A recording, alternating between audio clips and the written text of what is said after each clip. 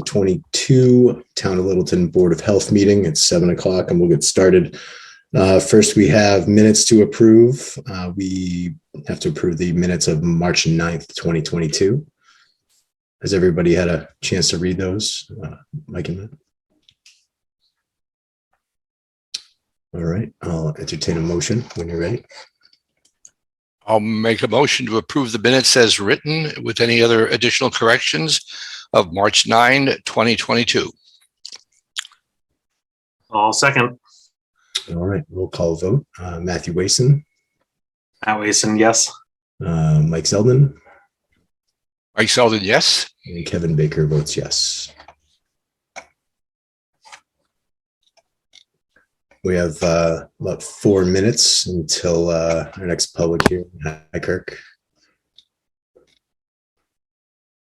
Matt, do you have any updates on the on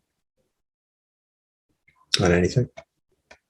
I know we'll talk about the ID decision support tool a little bit later, but I figure we'd talk later. okay. Mike, any updates? Can't hear you.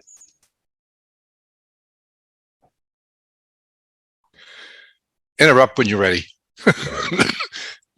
Meeting with the manager of our water department, also the manager of the Littleton sewer system, along with certain principals of the company that does for the MWRA, does the surveillance of sewage for viral particles to see how feasible and what the story might be so that we could start using it when the time comes. When is that meeting? I believe it's the 31st, could be the 30th. I'll have to take a look. It'll be a joint meeting in that sort of initial group to make sure that we're obviously going down a path that makes sense, that's even technically feasible. Great. Have you taken a look at the most recent wastewater data from the Boston source that we get? I have, and I've been conferring with others, including Katrina, on the best way to use the numbers. And all I can tell you is that they're not going flat. They just haven't moved very much from assay period to assay period. But these are enormous flows, so compared to Littleton. So just waiting. But it's not flat. Let's put it that way.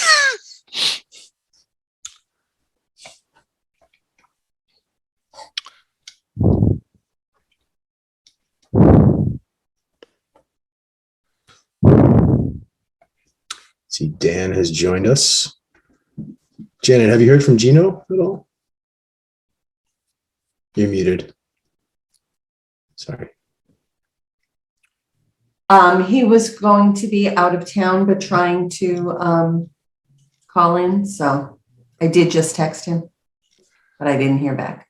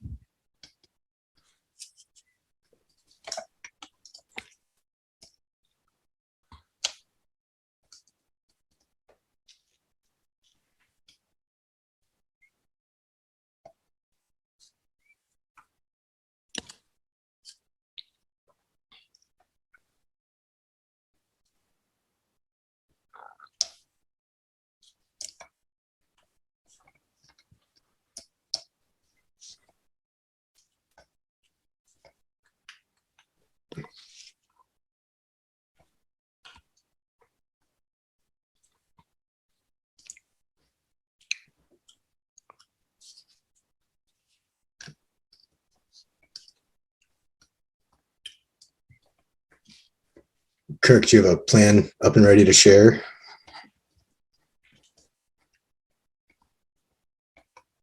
Yes, I do. All right. Well, it's 7:05. We can start the public hearing for 5 Nagog Hill Road, the variance request by Civil Solutions. Two-part request. The first is a reduction in the groundwater offset from 4 feet to 2 feet with the use of a Presby Septic leaching system. And number 2, regulation 27, variance from regulation 27 to allow fill to meet minimum breakout grading requirements within 10 feet of the property line. Hi, Kirk. Good evening. I'm Kirk Fitzpatrick with Civil Solutions, and I'm here on behalf of Cindy Ewing for a property at 5 Nagog Hill Road. I'd be happy to share the plan. Go ahead, please. And, basically, what we have proposed before you is an existing 3-bedroom dwelling. It currently has a small tank right behind the house, and then a leach field in this area where I'm kind of hovering the cursor, and that failed a Title V inspection. He's getting ready to put this house on the market. The lot's composed of 65,700 square feet, and is serviced by town water, which comes in the right front corner of the house. We went out and did some testing behind the house. I'll zoom in a little bit here. Tested throughout the backyard here, right behind the house, and we hit refusal depth varying from 48 inches to 84 inches, but we couldn't find consistently 2 test holes that had two or more consistent feet of material. So we also tried here, which is a little more downgrading of the house, and we actually were able to find an area that had suitable testings. These 3 test holes 1, 2, and 10, usually at 48 inches, and then test hole 4 was actually good also. We've proposing to site the new leaching area, kind of triangulating over these 3 test holes, test holes 1, 2, and 10. Basically, those test holes showed about 30 inches of top and subsoil, and then loamy sand below that to a depth of 90 inches. It was too wet to run the perk test, but there was a percolation test on record at 13 minutes an inch, which seemed indicative, if not conservative, of the soils observed on site. So what we're proposing to do is come out where it comes out now. It's actually under the basement floor, do a new 1,500-gallon 2-compartment septic tank, and that's going to flow by gravity to a leaching area composed of the Presby and Viro septic. It's going to be 10.5 feet wide by 42 feet long. We had a water table in test holes 1, 2, and 10. It varied from 42 inches to 48 inches. So the new system we elevated. We're proposing the use of a sloping Presby to try to make it match the lay of the land as best as possible. With that being said, it still does require some fill to meet breakout grading requirements.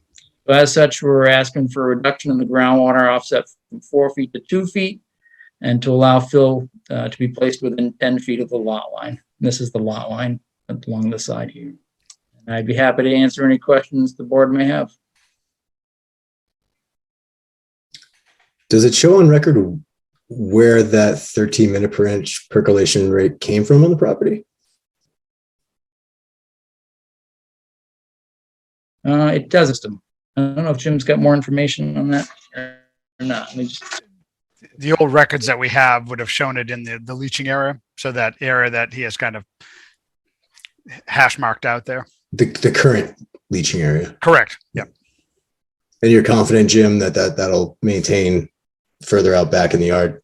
Yeah, the material out back actually looked really, really good. So, do you have comments on this, Jim?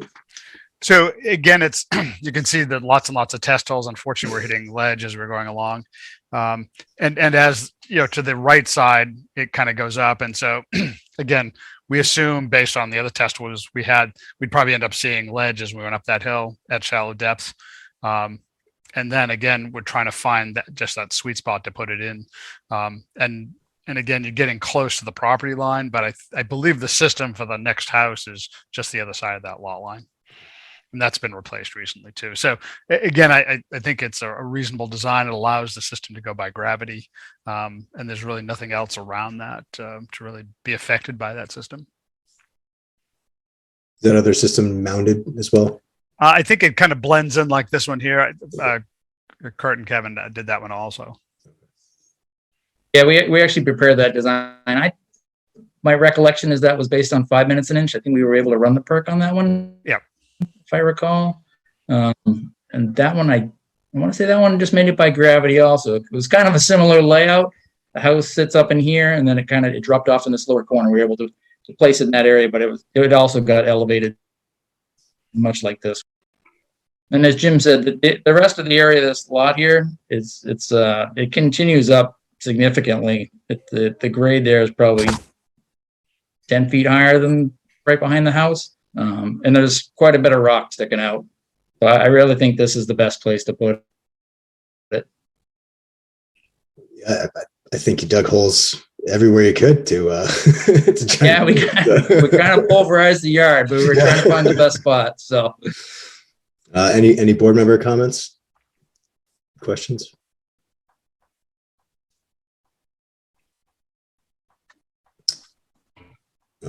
All right. Well, is there a motion? Any butters? Oh yeah. Are there any butters? Good question.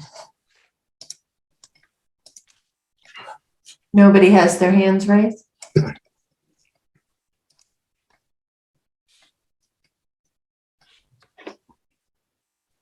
We'll entertain a motion. Oh. Yep. I'll make a motion that we approve the variance for a 4 feet to 2 feet change in the groundwater offset, as well as a variance for breakout fill within 10 feet of the property line for 5 Dagog Hill Road, Littleton. Thank you. I'll second. I saw your lips moving, Mike, but Matt, Yes, sir. Matt was on mute. Okay. Okay, we have a motion and a second. Roll call vote. Dan Kane, Dan Kane, yes. Matt Waston, Matt Wason, yes. Mike Zeldin, Mike Selden, yes. and Kevin Baker votes yes. Thanks, Kirk. great. Thank you. We have 3 minutes until our next one.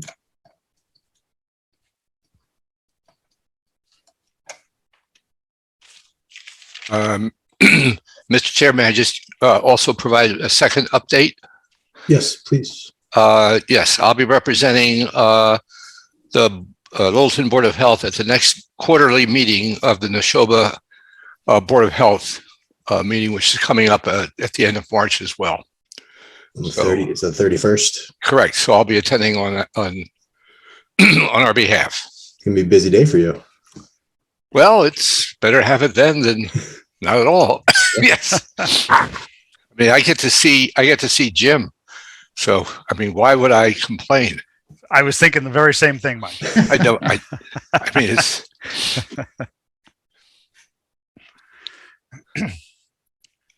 Well, one of the nice things about hearing that, I'm one board member closer to having a quorum for that meeting. So thank you. why don't you wait until after the meeting's over before you thank me? You understand this, you know, this from an old movie, but have gun will travel, if you Well, there you understand. go.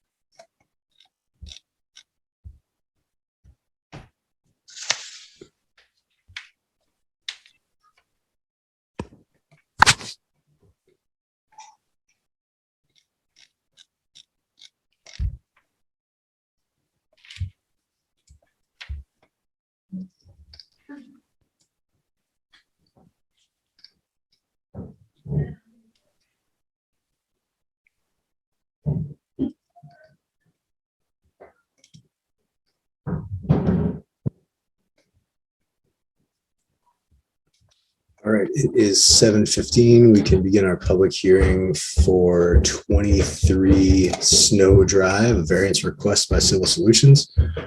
For number one, a reduction in the groundwater offset from 5 feet to 3 feet with the use of a geomat leaching system. And number 2, regulation 27, to allow fill to meet minimum breakout grading requirements within 10 feet of property line. Hi, Kirk. Good evening. I'm Kirk Fitzpatrick with Civil Solutions, and I'm here on behalf of Jeff Simmons for his property at 23 Snow Drive. Be happy to share the plan. Please. This is the plan view. So right now it's an existing 3-bedroom dwelling. It's serviced by town water, comes in the right front corner. Currently there's a septic tank out behind the house and a leach field off the left rear corner of the house. And this system is currently in a state of failure. He's pumping it as necessary to keep it from backing up in the house.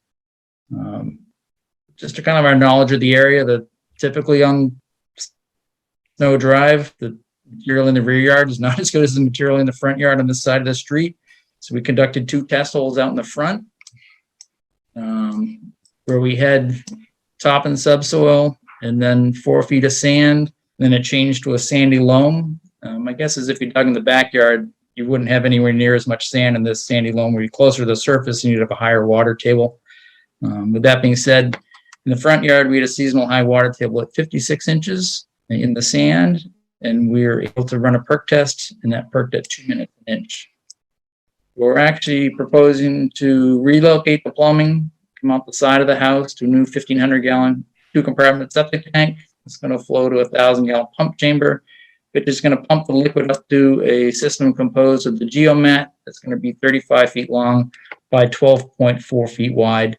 We're asking for a reduction in the groundwater offset from 5 feet to 3 feet with the use of the geomat, which provides some enhanced treatment. And this allows us to keep the system almost in the ground, just has a little bit of breakout grading fill in the front. Other than that, it should blend in the property extremely well. I think any other type of a system here would actually have probably a polyliner and the potential for a retaining wall across the front of the property. And I'd be happy to answer any of the questions the board might have. Did you say 2 minutes an inch? It was 2 minutes an inch. And is this pressure dosed? Yes, it is. Yep. So when the pump kicks on, this geomat will be pressure dosed. So all the lines will receive effluent equally, and it sprays out little orifices in each of the lines. They're spaced, I believe, 3 feet on center. You get very equal distribution throughout the entire leach field when the pump kicks on. Jim, do you have comments on this? Sure. So as Kurt mentioned, Snow Drive is kind of interesting. As you go up there on the right-hand side, it's behind the houses, so it's not nearly as good. And I don't know if it's just it was a swale or a drainage area that they were made behind these houses, but the water table seems to be a little bit higher back there also. As you cross Snow Drive and back out towards the back end of this whole area, the water table drops and the amount of sand increases. So they just happen to be in a different spot on that. Again, town water, good soil. If you were to actually raise it up, again, would need retaining walls. Fortunately, we have systems like this to try to keep that profile down and keep the fill out of the roadway. The nice thing about the pressure dosing, not only are you getting settling in the tank where you guys have a 2-compartment tank requirement, and there's a filter on the outlet on that. The geomat recommends putting a pressure filter on the pump before it leaves the tank, which I generally require because I want to make sure that the effluent going out that geomat is as clear as it can be. So this also has a pressure filter in it also. So again, I think the system should last a good long time if they maintain it. Any board member comments?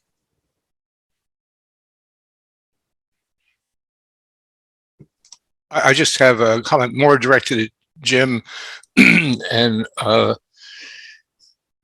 engineer who put this together. Is the maintenance requirement part of the shall we say of the variance being requested? In other words, is there also, shall we say, a automatic requirement that we must insert into the variance to basically requires the owner to maintain?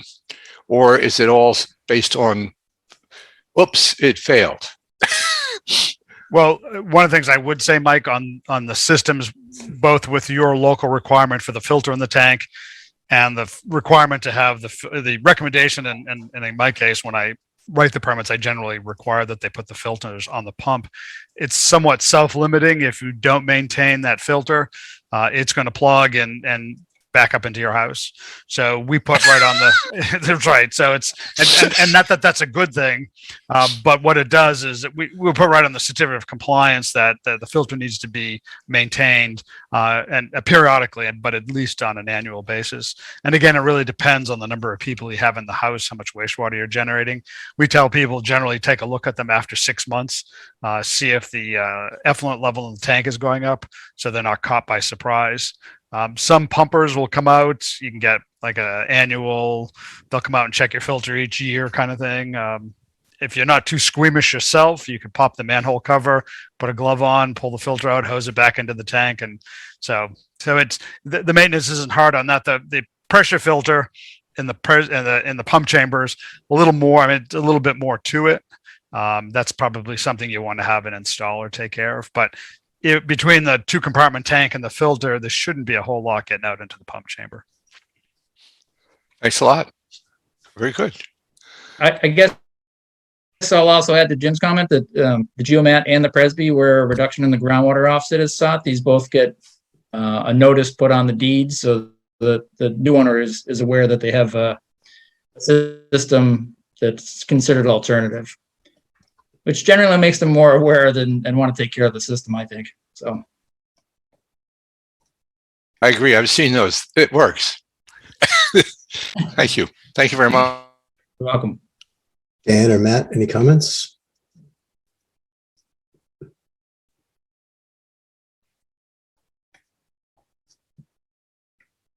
All right, well, we'll entertain a motion. I guess that question again, just to butters, because it's to the property to the left that we're concerned with. There are no hands raised.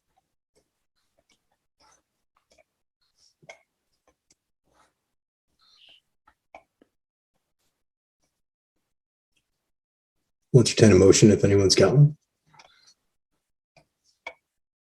I'll make a motion that we approve a change from 5 feet to 3 feet for groundwater offset and a variance from Littleton Board of Health Regulation 27 to allow fill to meet minimum breakout gradient requirements within 10 feet of the property line for 23 Snow Drive, Littleton.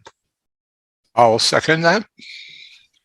Roll call vote. Dan Kane, Dan Kane, yes. Matt Wason, Matt Wason, yes. Mike Zeldin, Mike Zeldin, yes. and Kevin Baker votes yes. Thanks, Kirk. Great. Thank you. Have a good night. You too. All right, next we have a 7:20 public hearing for 338 King Street, presented by GPR. That's the request for use of a tight tank.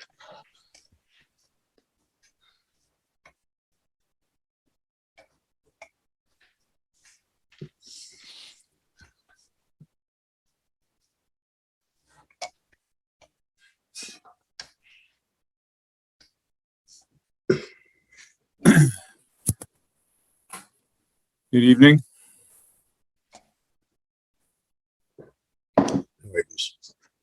You all set for me to go forward? Yes, please. All right. If I may, well, I guess I'll start out actually with a little bit of description before I go to sharing the screen. The property, the application in question is from Masco Housing. The project that's under construction at the former Groskowski property of the dentist, between the town hall and the Congregational Church, 333 and 338 King Street. Heidi Groskowski is living in the White House in the rear right of the property at 338 King Street, and she will continue to live there for a little while longer, another year or so, 2 years, I think. Which time that property will be sold to Masco Housing and they will incorporate it into the project. As you folks are all aware, this project has been approved for connection into the Littleton Municipal Sewer District. And some of those components are in. And we're at a situation right now to keep the construction moving forward appropriately. We need to remove the existing septic system for the existing house. There's drainage, utilities, and grading that needs to happen in front of that house. And if I may share my screen, I will bring up the plan here. Is that visible to you folks now? Not yet. Nope. Doesn't sound it. All right, let's try it one more time here. How about now? There you go.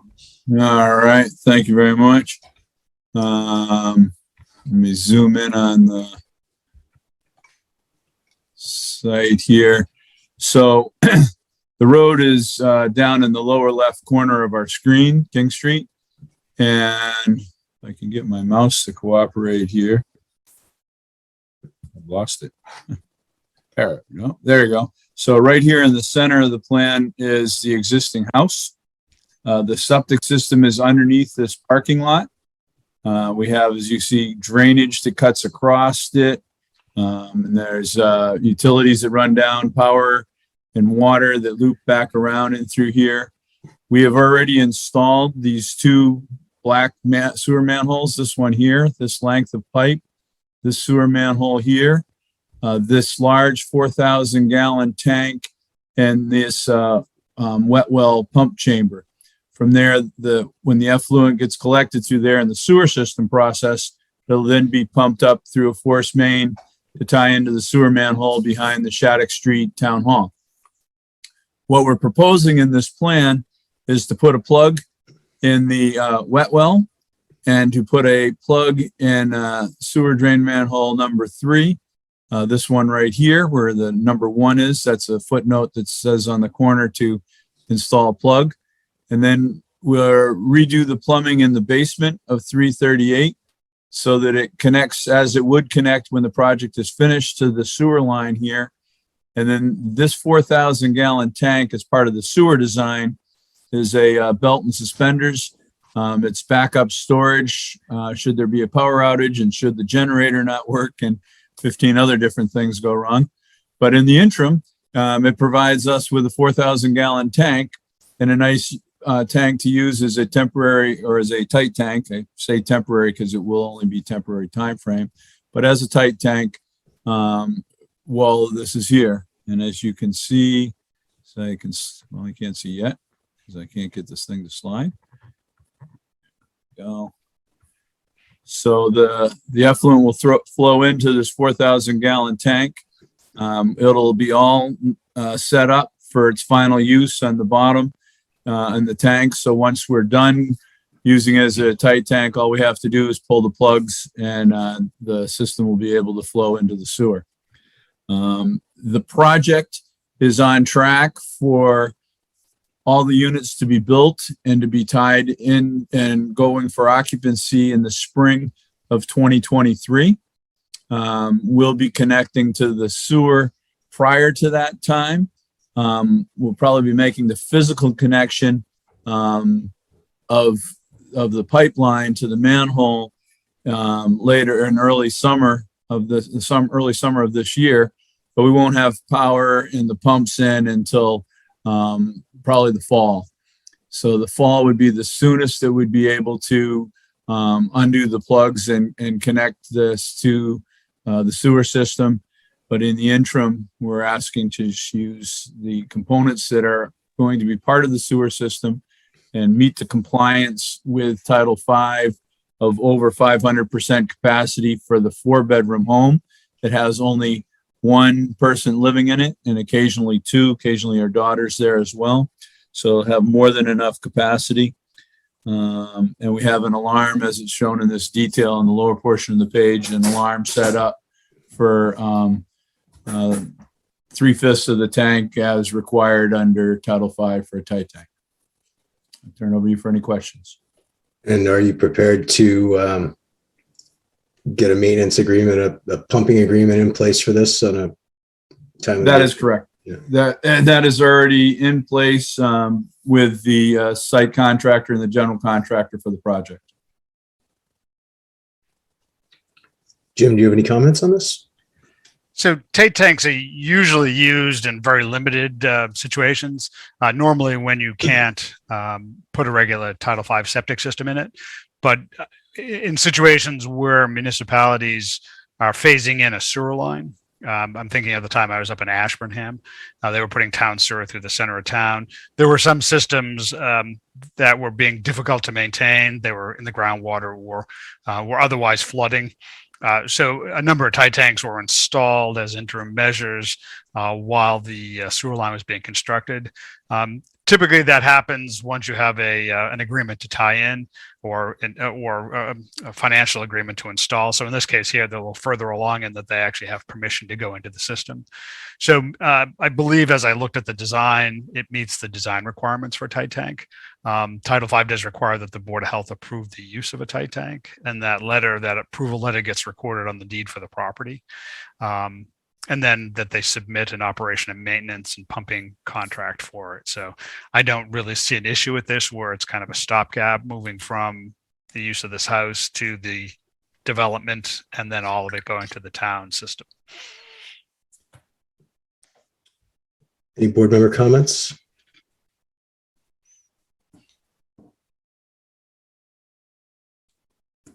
I just have a question on the timing. I understand it's all going to go pretty quickly by 2023. But do we need to call out a time limit on it?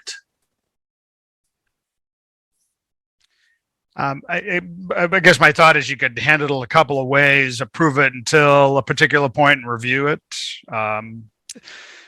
Again, I don't know enough about the construction schedule. Bruce, maybe you can speak to that.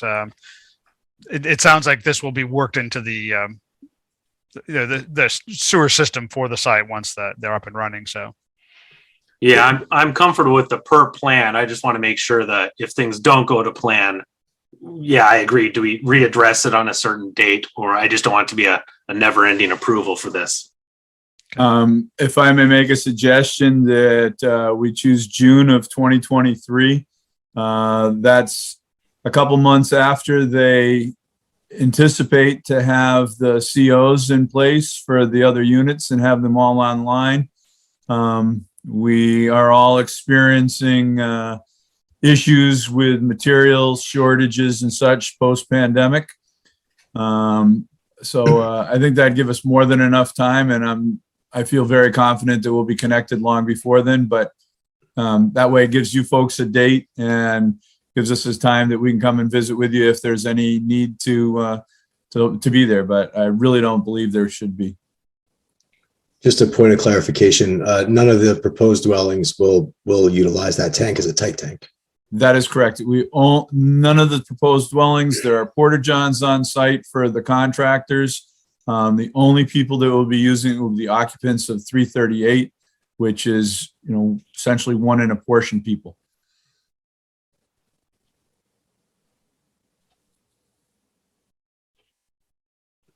Dan? As far as the occupancy permit, once the construction is completed, that won't be granted until the entire new construction is tied into the septic. Would you agree, Jim, as usually our inspector? Yeah, I mean, that's, again, as I'm looking at the concerns that you have, these can all be incorporated into the approval letter if the board approves the use of the tank. And generally that's the case. I mean, when we work on a new house, I usually don't sign off on occupancy for the building permit until they've gotten their certificate of compliance.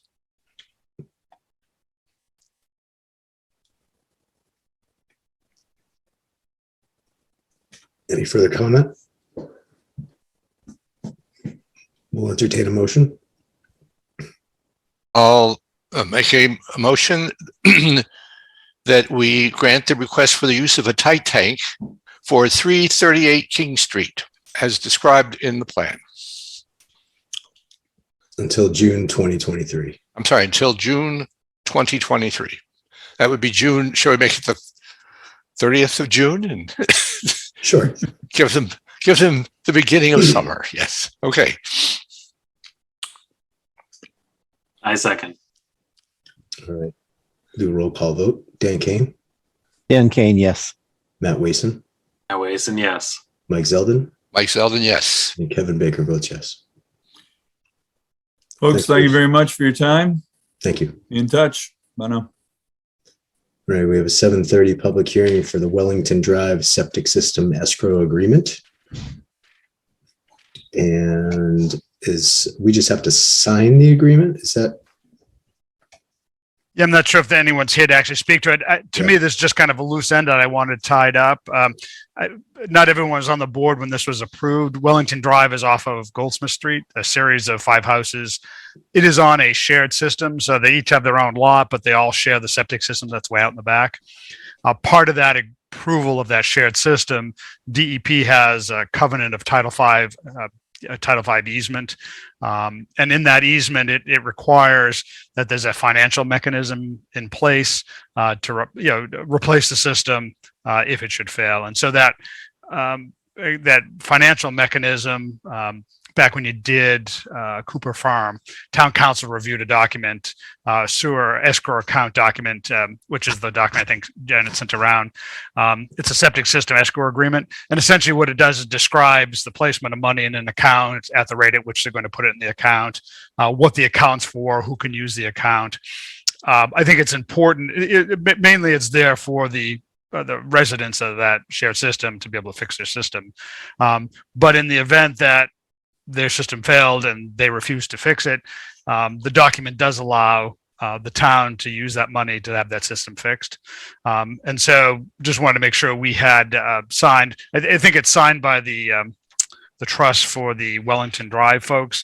I just want to make sure it was signed by the board and that both parties had a copy of it in their file.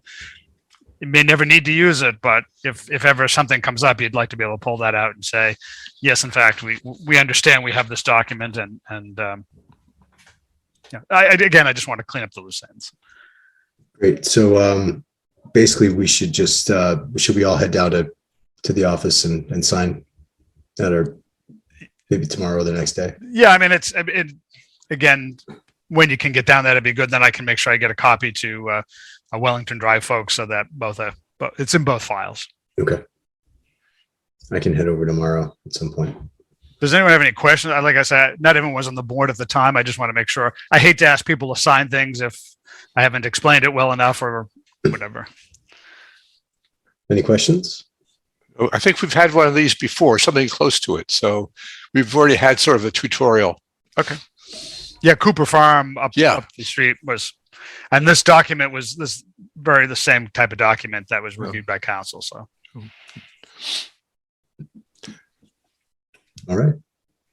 Well, I can get by. Janet, are you in tomorrow? Yes, I'll be there from 7:30 to 3:30. Okay. I'll stop by, and if anyone else can stop by too, that'd be great.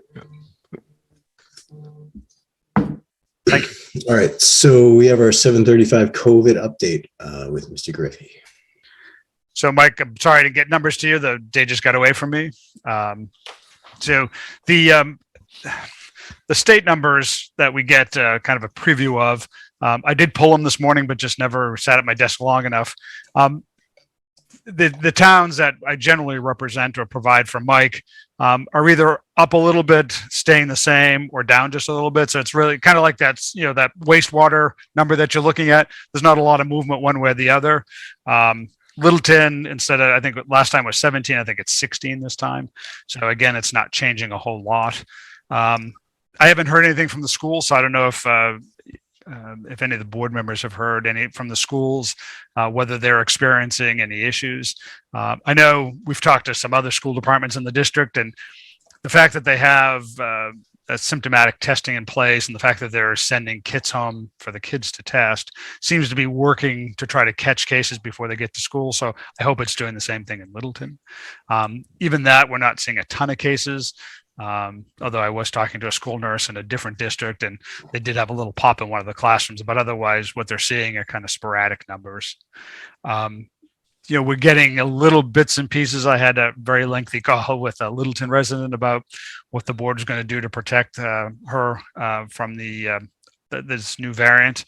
And I explained to her that both the tool that you're working on and keeping an eye on the data in town, that we're going to try to make sure that we can respond if we feel that things are going in the wrong direction.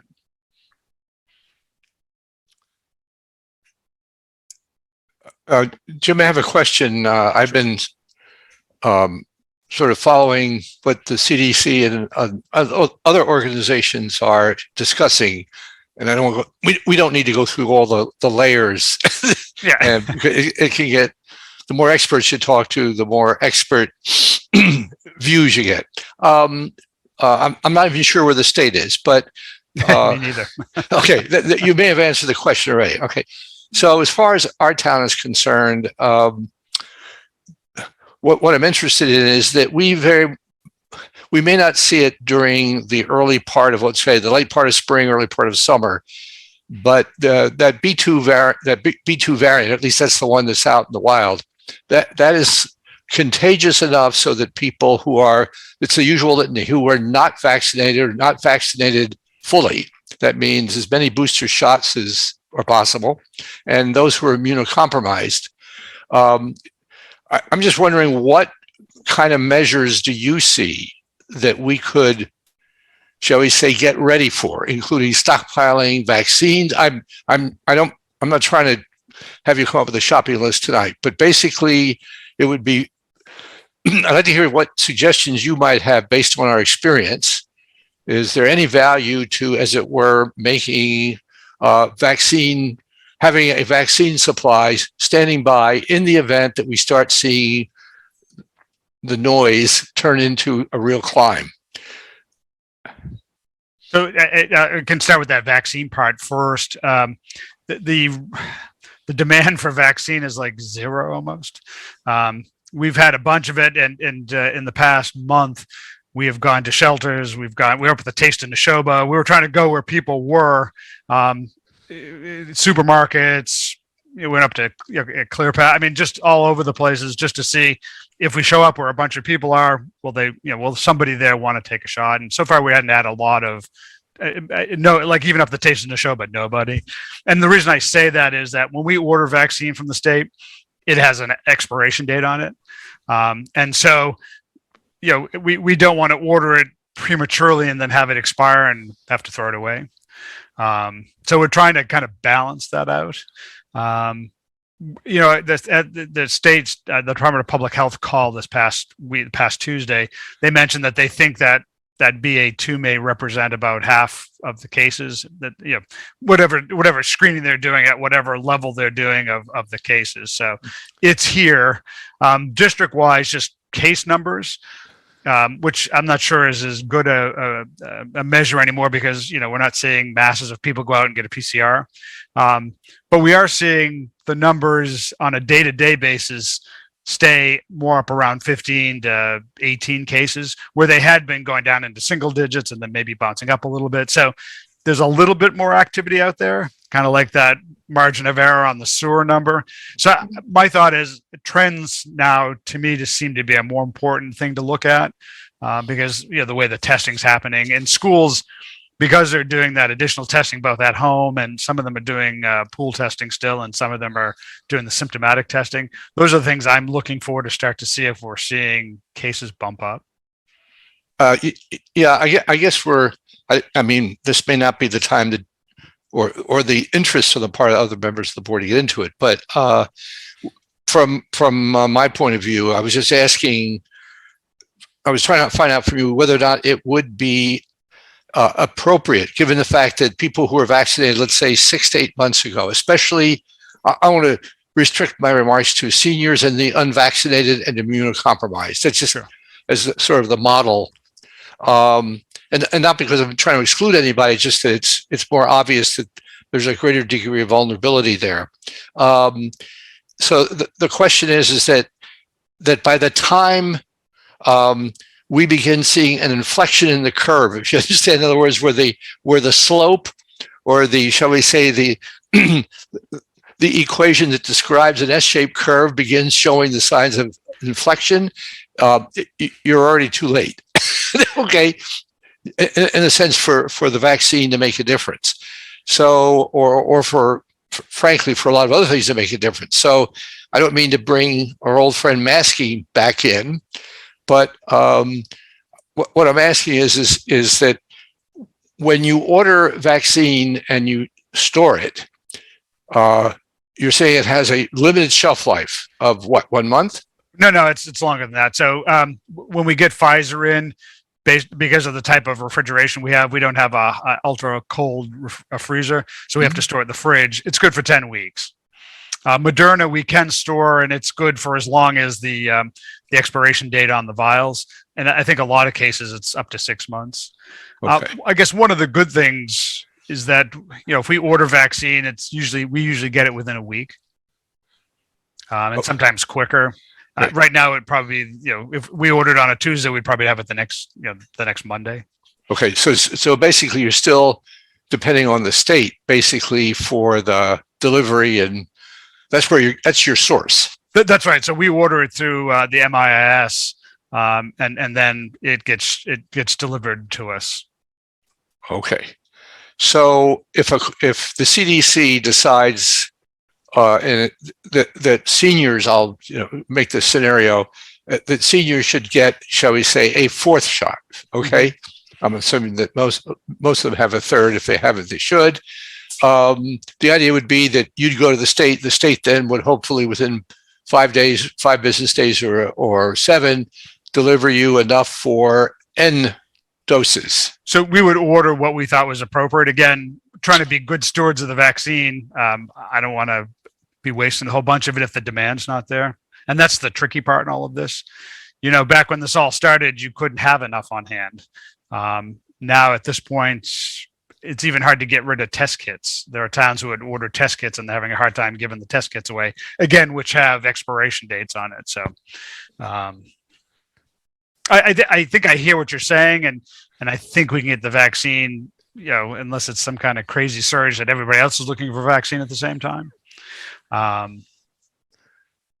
Okay, so would it be worthwhile for the board to consider mounting or being prepared to mount a outreach program, for example, for seniors, in order to, shall we say, offset any rise? Because the seniors are the most vulnerable in terms of even the minute the vaccine begins to wane, the chances of having a bad outcome for a senior are considerably larger than it is for a younger person who's vaccinated. So it's what I'm looking for is some suggestions from my colleagues here on the best way to, as it would, put in place resources. Should we put any resources in place in addition to other than vaccine, or as Jim indicated, basically what you're saying is we see an uptick. Somebody has to request to the state. The state may not even, be watching what we're watching or care to watch. I don't totally understand what the state uses. I'm not saying it's wrong.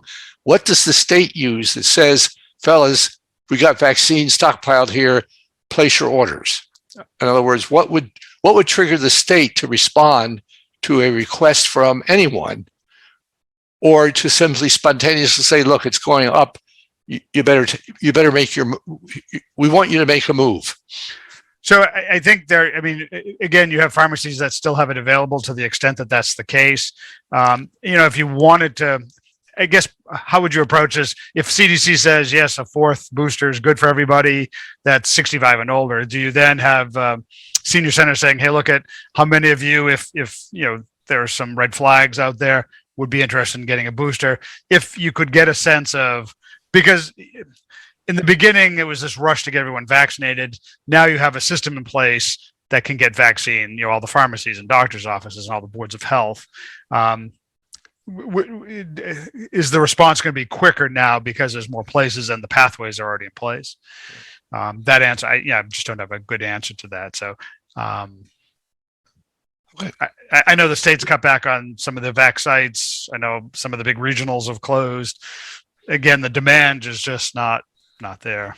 Well, it's hard to this is one of the problems with with Right. this disease is if you don't see it, oh, it's not there. And then the next thing you know, I mean, I'm not concerned too much about the next couple of months. Yeah. It's the, the slow burn kind of thing. So I think that's where the ID decision support tool will Agreed. come in handy. That's why I'm very pleased we have that, or will have that. We'll talk about that later. But you're right, Mike. I mean, the day the CDC makes an announcement, all of a sudden we all have to pivot as quickly as possible. We're all going to be stuck there. I think the only group that we kind of know that's going to happen are those 5 to 12s that haven't been boosted yet, because they were just getting that in mid-fall, and they're all going to come up in May. And so it wouldn't surprise me if there's not a lot of demand then, because maybe people are thinking things are down, summer's coming, but I would expect booster demand right around that time for some. And then I assume right before school starts up again, as maybe schools are saying, hey, to come back, you better be boosted. And then people are scrambling to make sure they've met some requirement that would be out there. And we're kind of wondering is if they're going to try to do something around flu vaccine time, whether they try to, because you could administer both at the same time, whether they try to pair them up, because that's about the same time, a little bit later, but about the same time kids are going back to school too. The other thing too is I've been digging around trying to find out whether or not there's enough federal money still available to purchase both vaccine and also pharmaceuticals. Shall we say the one that really works well. I think it's the Pfizer drug. I'm not sure which one, but one of the drugs really works well. So I think it would behoove us to, at least for this board, at least to consider, especially since we're going to have an early warning or a monitoring system hopefully set up that the town can be, where the results can be rather visible, and make sure that we're ready with a set of mitigation actions that people can take, at least to suppress as much as we can, visiting the vulnerable portions of the population with disease. So that basically starts pressuring our healthcare system. I was able to pull up the public school dashboard. Let me just share my screen quickly and take a look at that. So for the week of, can you all read that? Yeah. Okay. Let's see. So for the week of March 12th to March 18th, Shaker Lane had 1 case trending down. Russell Street, 1 case staying stable. Littleton Middle School had 8 cases increasing. Littleton High School, 0 cases staying stable. 2-week prevalence rates, we have Shaker Lane at 0.58, Russell Street at 0.44 and trending down. The middle school, they were doing so well early on. Seems like now they have the most cases, and a 1.93 prevalence rate and increasing. So we will see, this dashboard gets updated, I believe, on Fridays. So we'll see what pops up on Friday. But I hate to keep mentioning the decision support tool, but I think this is an integral piece of it. It's really our leading indicator locally. As far as what's happening, and as Katrina will tell you, we'll see these pop up in our numbers in 2 weeks. So cumulative totals, positive cases and close contacts requiring quarantine or test and stay. So things are sort of flattening out a bit, but that's cumulative total. So yeah, somewhere around 500. So I just wanted to share that while I had it up. So I take it these numbers, I'm sorry to interrupt. Yeah. These numbers are included in the data that the state reports on Maven, right? Is that correct, Jim? I don't know that that's the case, because I think at this point, a lot of these are probably home kits that are being reported. So I'm not sure they're going into Maven. I think they're probably going to the state's dashboard, and the state is probably, the school department's probably reporting them to DESI. But I don't believe they're going into Maven. Okay. The nurses don't put them in Maven? I don't know that. Huh. With the home kits, if they were administering them, I think there was early on when they were doing that and they were administering in school, I think they were. I Right. don't believe the home kits are being administered into added into Maven. Yeah, I was just thinking if we had 17 cases and, reported through Maven, let's say 17, and you look at the Yeah. number up here, 14 here. Yeah. well, they said these are tested positive. So, okay. Yeah, this is tough. Taking data like this, there's a lot of noise in it. Yeah. But it tells us that things are at a low hum. Let's put that way. Yeah. No, and again, back to kind of family transmissions, those are standing out even more so now that the numbers are smaller. So when I look at a town, I look at a 2-week rolling for a town. There was one of them where the numbers went up, but half the numbers were in 2 households. So again, with the number being really small, those ones stood right out. So More manageable. All right. Does anyone else have comments, questions on the COVID update? All right, we can move on to our 750 discussion of the residential trash haulers, reviewing the regulations, making changes and edits for adoption.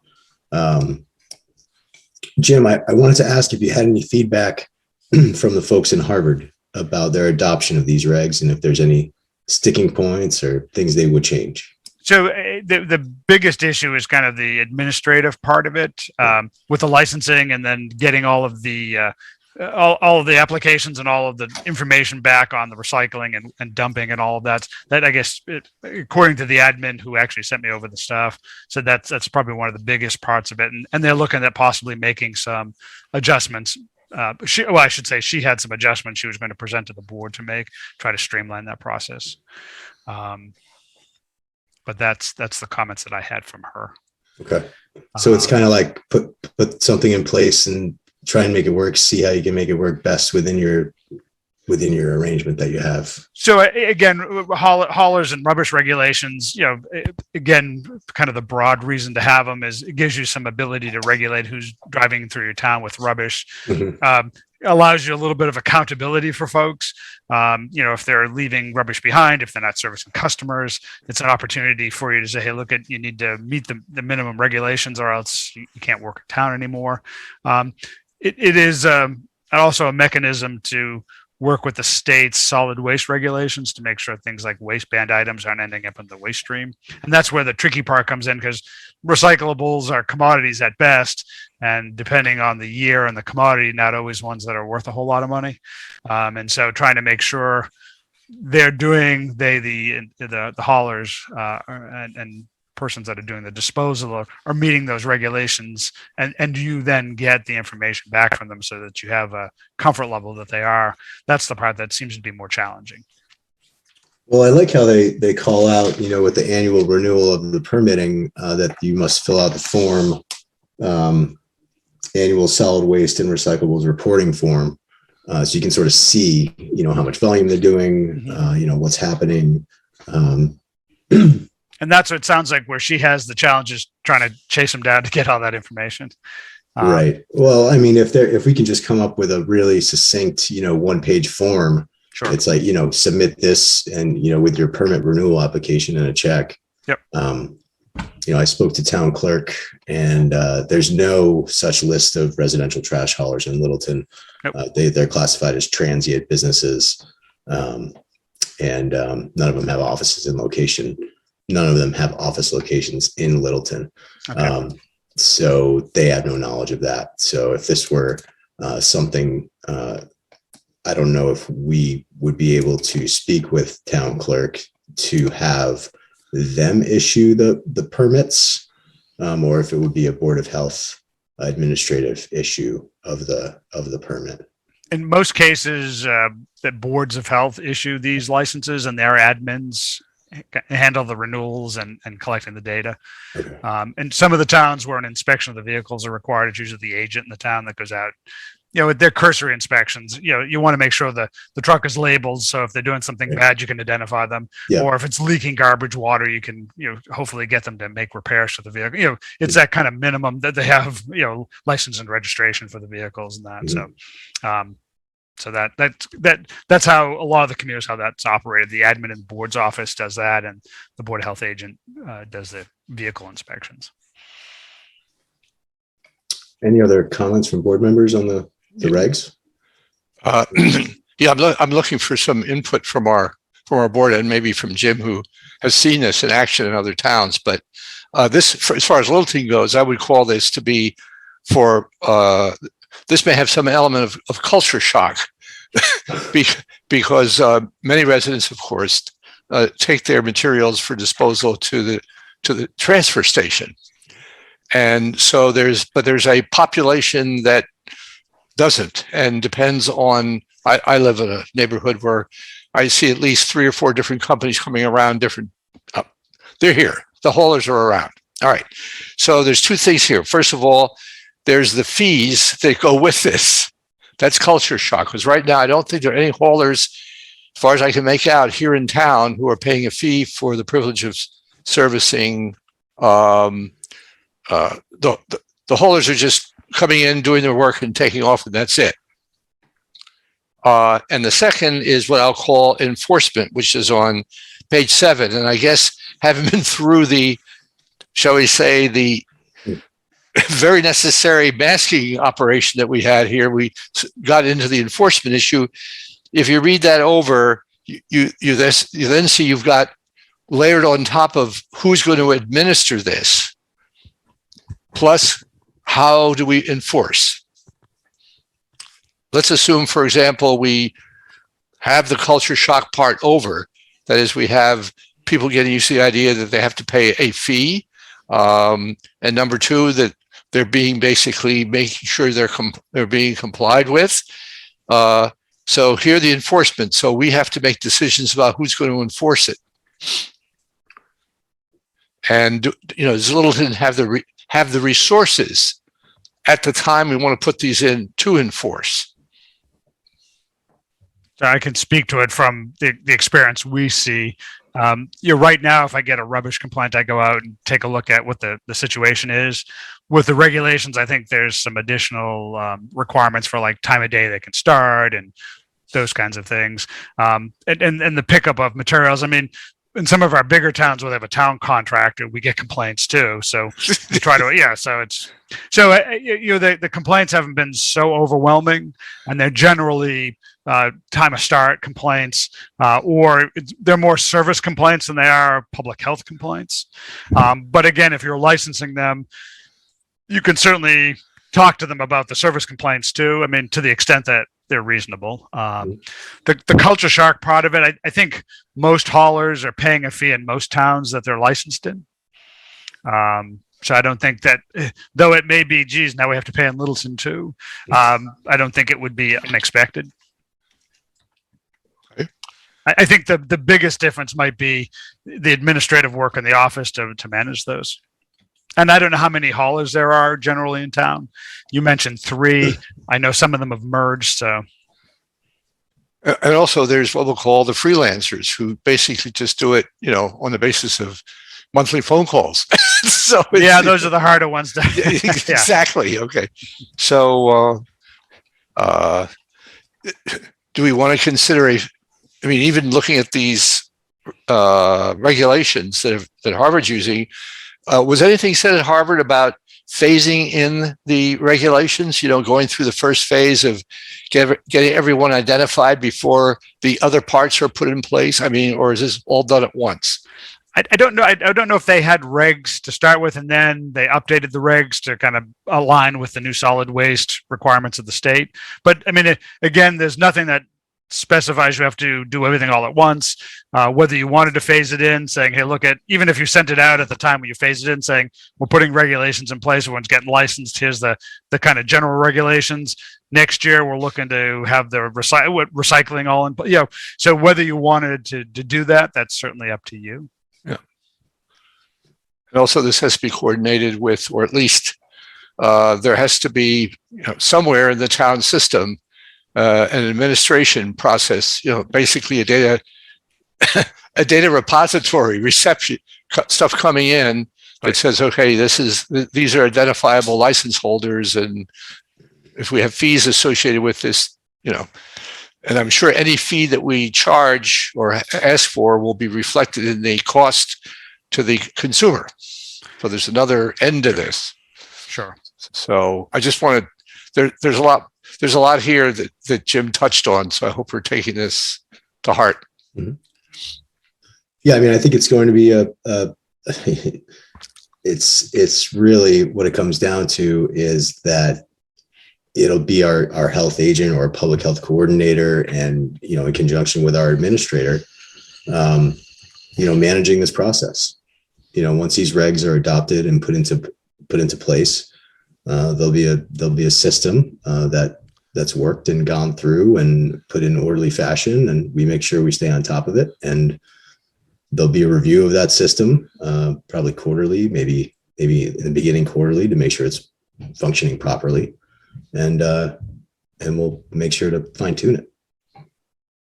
And I think that if we maintain a list then of the permitted haulers on a town website, then that becomes frankly free advertising for the haulers, Right. Not free because they got to pay their permitting fee. Right. But a resource frankly for residents who are then interested. They don't have to just drive around and try to read the names off the cans, which doesn't work anymore now that they've combined companies. So I think there'll be some benefit just to make things smoother for how the town runs. Yeah, and especially in conjunction with the price of a sticker going up to $140 at the transfer station, I think there's going to be a lot of interest. I mean, it's a lot of work to separate your stuff and bring it down and get your car all dirty, and it's a process. So I think there will be a lot of interest in these hauling companies to service residences, and I think it's good that we're putting this in place now. I understand there are hurdles, and it'll be a lot of work to get it done, but that's what we're here to do. Jim, I might have missed this. Maybe somebody on the board who read these regs, but I was looking for it and didn't see it. Is there anything here about people is there something different about compost pickup that distinguishes between recycle and trash? Because there was someone going through town for a fee picking up compost, and then being able to, you got back compost for your garden or whatever at the end of the season. And there is a, shall we say, a company doing that. There is a company doing that.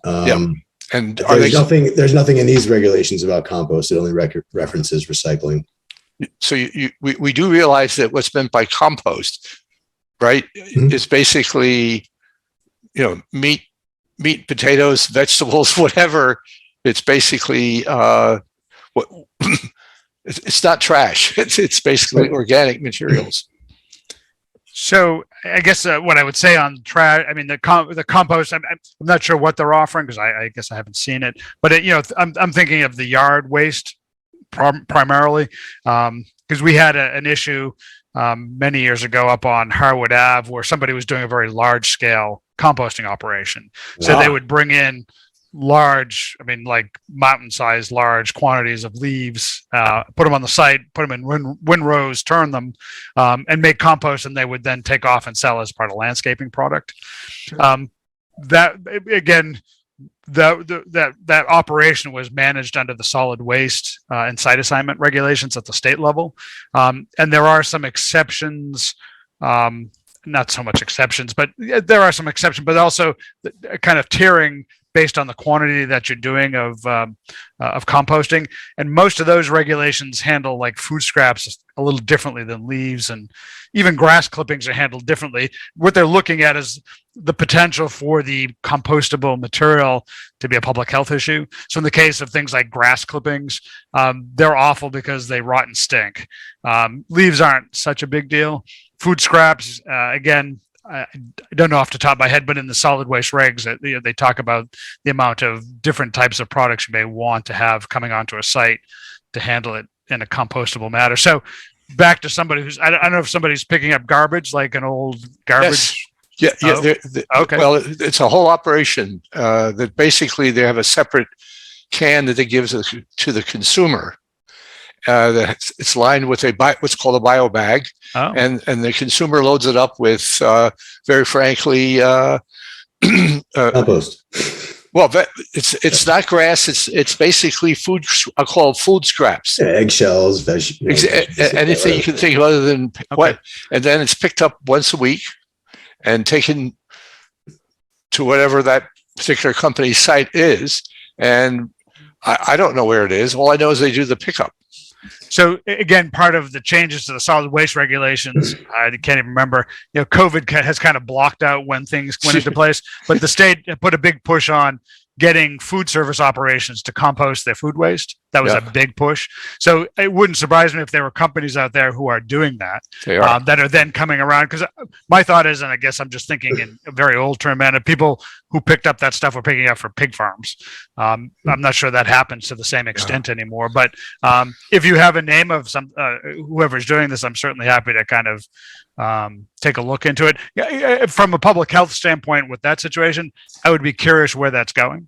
Yeah, this company's not located in Littleton. Yep. It's called Black Earth. Okay. Black Earth. I just emailed it to you, Jim. Okay, great. Thank you.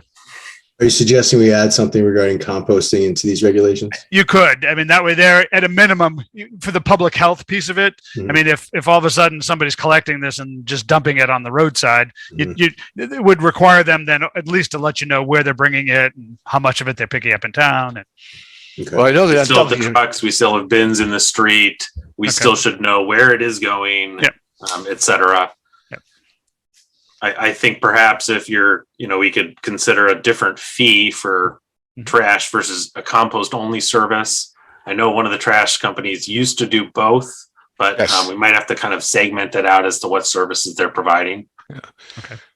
Yep. In fact, the company that used to do it for us used to do regular recycling, trash, and composting. And when they did the merger, composting got dropped, and that's how we picked up a new company, a different Black Earth. Okay. Cool. All right. Well, maybe what I'll do is, and maybe Jim, I don't know if you know any regulations regarding composting that are out there, but I can type something up and maybe send it over to everybody to take a look at. And what might be useful is using things like definitions. Sometimes are important. Using definitions out of the state regs. So let me see if I can dig up the composting or compostable material in the state regs, and you can use something similar. So at least you're in line with that. Okay. And does anyone else have a comment on these regulations as they are right now? I mean, what I was thinking we'd do is probably come up with a clean version of this based for Littleton, and then have a public hearing at our next meeting to comb over and add in some composting regs and hopefully make them so. Would it make sense before a public hearing to actually bounce them off the two companies we know about and say, this is the road we're going down. We would love any input you have in advance. Yeah, I think we should definitely. Okay. Yep. Yeah, I still think it's going to be culture shock. We'll just say Harvard did it, and yes, but as I said, it's going to be culture shock for us. Harvard, it's expected. Everything has to be paid for at Harvard. Well, we do have regulations existing for commercial pickups, which appear not to have ever been implemented. They've been put into regulation, but never actually operationalized, so that we have a licensure requirement to pick up dumpsters, but we don't appear to have ever developed a licensure process to follow that regulation. So it may be culture shock, but really it is just bringing us at minimum into compliance with our existing regulations for dumpster commercial based stuff and making it consistent across the board for all waste haulers. I definitely agree with the adding compost in there. That from a public health perspective, that is certainly is concerning. It's awesome, and we are big composters. But as far as a hauling service, that's certainly a public health concern that rotting food is, if not picked up, is a concern, and how it's managed while it moves through town is a concern. Certainly the other pieces, I didn't really see much in here, in their version of it was, a service expectation. They kind of talked about being compliant with town and state regulation, and it's up to the board to identify what a nuisance is. But certainly I think one of the pieces that kind of prompted this review of our regulation was some of the service challenges here in town. Having bins on the curb for 3 or 4 or 5 days that were never picked up. That certainly is, I think, a concern as well. I'm not quite sure how best to identify that in regulation, but some level of service expectation so that we don't have, a vendor who simply, we were busy, so we skipped Littleton, or we skipped that neighborhood this week because we were busy, and now you've got a home with 2 weeks worth of trash, probably or potentially overflowing their containment system. That now we're back to, we're really not managing the waste. Is there a process of, I'm not quite sure again how to make it fair, reasonable, and enforceable in regulation, but having that service expectation and having some mechanism for the board to be able to address failure of service, failure to provide. Same way if we had a restaurant whose dumpster wasn't getting emptied, we'd talk to the restaurant and say, hey, what's going on? They'd point to their vendor saying, we keep calling, they keep not coming. And then, without a licensure process, we can say, well, you really should. And that's the extent of our ability. We can't suspend a license. We can't bring them before us because they're not a registered business in town. They're not licensed by the town. They're simply not performing, and they're creating a health risk or a potential hazard in town. So, not sure how best to look at it from that, and perhaps town council may have some suggestions, both with the regulations as these sample regulations from Harvard, with any suggestions of how to both, are they on board with these regulations in general? How do we I think compost is pretty easy with Jim's idea of bringing in the state definition that covers a lot, and just simply add it in as one more. Recycling, waste, and compost is just one more providable service or licensable service, and then look at service. How can we? There's another side. Excuse me. There's another side in addition to vendors not showing up because vendors get caught up in their schedules. There's the other piece where the customer doesn't pay the bill, and that, by the way, that happens more than half the time. Oh. So people, I forgot to pay, and it goes on for a couple of weeks until somebody notices it. So it costs N number of dollars to put the truck on the road, the driver, the fuel, and all the rest, plus the service charge that the vendor has to take care of wherever the material is being processed, transport costs, transfer costs, all the rest. So it's it's a little oversimplified in the Harvard regs, but something we should keep in mind. Yep. So unlike Harvard, we have now a mix of commercial, like restaurants, and we're probably going to get a few more of them, as well as housing. So, and we're bigger. The last time I checked, I think we're larger than Harvard, right, Jim? Yes. You yes. Yeah. Okay. Just want to get. Yes, you are. Not necessarily better, but larger. Okay. Your population is considerably larger. Yes. Okay. So we have some work to do on this. We will continue this discussion for our next meeting, and then hopefully after that, be ready to have a public hearing on it. Kevin, if I might, just on the enforcement part of it. So your local regulations, you can use article or title. Yeah, I think it's actually Article 1 of the state sanitary code. All of the enforcement mechanisms, that's the administrative code for all of the state sanitary codes. You can use the mechanisms within there. So revocation, suspension. Unfortunately, none of them are fast. So last year we had an issue in at least 2 of the other towns in the district where the large vendor was having staffing issues, and sometimes they were having, in a couple of cases, there was weeks of not being picked up because they just didn't have the staff. And so you would press them in one town, and then the next town did. I mean, it's going to happen just until the kind of staffing issues aren't there anymore. That's the concern there. Okay. yeah, so we have some work to do on these, and I'll send a few emails around after the meeting tonight. So I do want to talk about the decision, the ID decision support tool. If we could just skip to the 810 really quickly before we talk about that, because we have some people in the audience regarding the discussion of the potential regulation requiring treatment for sewage disposal systems within 100 feet of the wetlands. And this all came up because of a public hearing we had, not last meeting, but the meeting before that, I believe, where there was a new construction system basically being put in, but it was a repair system that was being put in.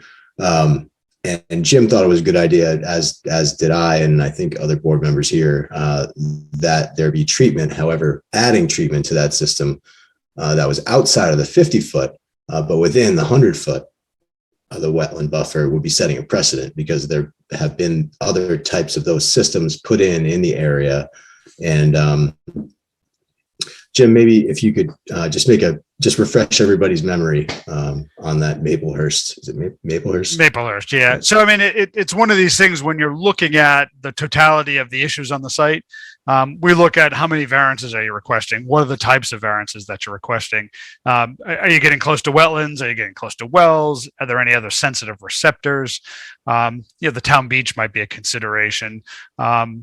Is it new construction? Is it old construction? And you try to come up with what you think the best possible replacement system is in most cases, and that's how I look at it. For new construction, if they're meeting Title V, it's considered, those are the minimum standards considered safe for the public health and safety.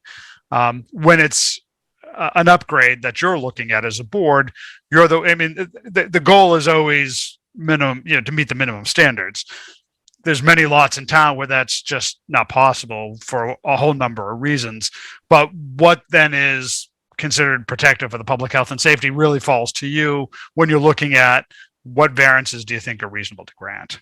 And again, there's all these new technologies, these things like Geomat and Presby that get the state allows the board to allow up to a 2-foot reduction to. They're not automatic, or the code would be written to say, hey, look, I give these guys 2 feet. It's up to you because you make the decision site by site. So I'm not sure precedence is the right word. Generally speaking, we don't use treatment tanks unless it's really kind of critical. I mean, a whole bunch of variances and a whole bunch of sensitive receptors, and wells are a definite kind of red flag for me, that if you're getting anywhere near less than 100 feet. And so again, it's try to use some judgment in there, I guess, is the situation. So I'm just, I guess what I'm getting at is, there's been talk about, we might not have your excellent judgment forever. And whoever comes in may not know everything that's underground in Littleton. Sure. And it might be easier to, not easier, but more efficient and have the same effect if we basically say, within 100 feet of the wetlands, you need to have treatment prior to leach field. Like, I know Presby is an innovative alternative system that provides treatment. And now we have a new one coming in that people are starting to use more and more frequently, the Geomat, which it does not provide treatment. However, it's used for the same groundwater offset advantage. So yeah, I mean, it's, Presby mentions that they have treatment and they have test sites where they show treatment. One of the nice things about those treatment tanks in a box is that somebody's monitoring them and does a little bit of wastewater testing, so that they're operating within the right pH, dissolved oxygen, and solids. And if it's not, then they actually do some further testing. Whereas Presby and Geomat has an approval at the state level that if you use a certain amount of washed concrete sand under it, it then has some additional value that it may offer some more treatment. So again, there are more passive treatments than are these treatment systems in a box. Mm-hmm. Are there any board member comments on this? Go ahead, Matt. So I hear what you're saying. I agree. I think the more framework we can have for when Jim is absent for a meeting and can't tell us the right answer, or just to help people out there who are installing the systems or researching what they're going to do. And I agree. I think on that one of the red flags for me was just quantity of variances. And so I think that's another road we should consider looking at, is to say, is it that we're setting requirements? Like, is the right answer that if you're within 100 feet, then thou shalt? Or is it, can we give ourselves some wiggle room where we say, if you're between 50 and 100 feet, depending on other variables such as X, X, Y, and Z, you may have a more stringent requirement placed? Could we then include some of those things that Jim knows very well, where we can say, well, one of the things we're going to have to do is if you ask for something between 50 and 100, there's going to be another analysis of where that's going, that's looking at more than just your property, that's starting to look at what the wetlands are near you and what they're like, what the wells are, et cetera. Yeah, but I think you always come back to that question of, well, you didn't require it over here, and that was, closer to a stream on that one. And, we didn't need it over here. And that one, the groundwater was, higher. So I think there's always going to be an argument, and the board will always be hesitant to set a precedent and actually make a decision like that, going against things. No one's got an appetite for a lawsuit. So that is why, I wanted to bring up the discussion about this, because it's something this board can put into place that will, it'll be in black and white, and we won't have to use, well, that stream was 10 feet away, this stream is 13 feet away, it's. Go ahead, Dan. And so it's the concern of, this is what we've done in the past. We don't want to create a regulation that's going to change. My neighbor did this 5 years ago, and now I can't do the same thing. I mean, if that was the mindset, then we would still have cesspools in people's backyards, and that's perfectly acceptable because, well, that was good enough 150 years ago, so why isn't it okay for my backyard here in Littleton? So there's always, we always recognize that we become more aware or more sensitive to environmental concerns, available technologies, the impact of, human life on the environment and on others around us. That's why Title V came into place. That's why a lot of things we do, we look at PFAS and the entire water process and water treatment here in town. We didn't know, now we know, and now we're spending the money and we're putting the regulation to do our best to make it right, or as right as we can. So I'm not necessarily as concerned about that. Certainly some people will be unhappy with, my neighbor did it 5 years ago, and why can't I now? But I think having the option, or at least the ability to make an observation and make a judgment, and still potentially, or often probably grant the waiver, but it does add that extra layer of observation and analysis. If I'm at 50 feet from the wetlands, but my slope is 30 feet above, that seasonal water level down there, that's a little bit different perhaps than I'm 60 feet away, but I've got a 1 foot elevation change between me and that water. So, I mean, that the number is always going to be, you have to pick a number. 50 feet is our number at the moment. But, I think if we look at, 100 feet, what, perhaps without saying we will, 90% or 95% of the time we say, nope, you're a Presby, you're geomat, the system seems fine, looking at the site, looking at good engineering practices, this seems appropriate. And there are going to be those times when, it is a concern.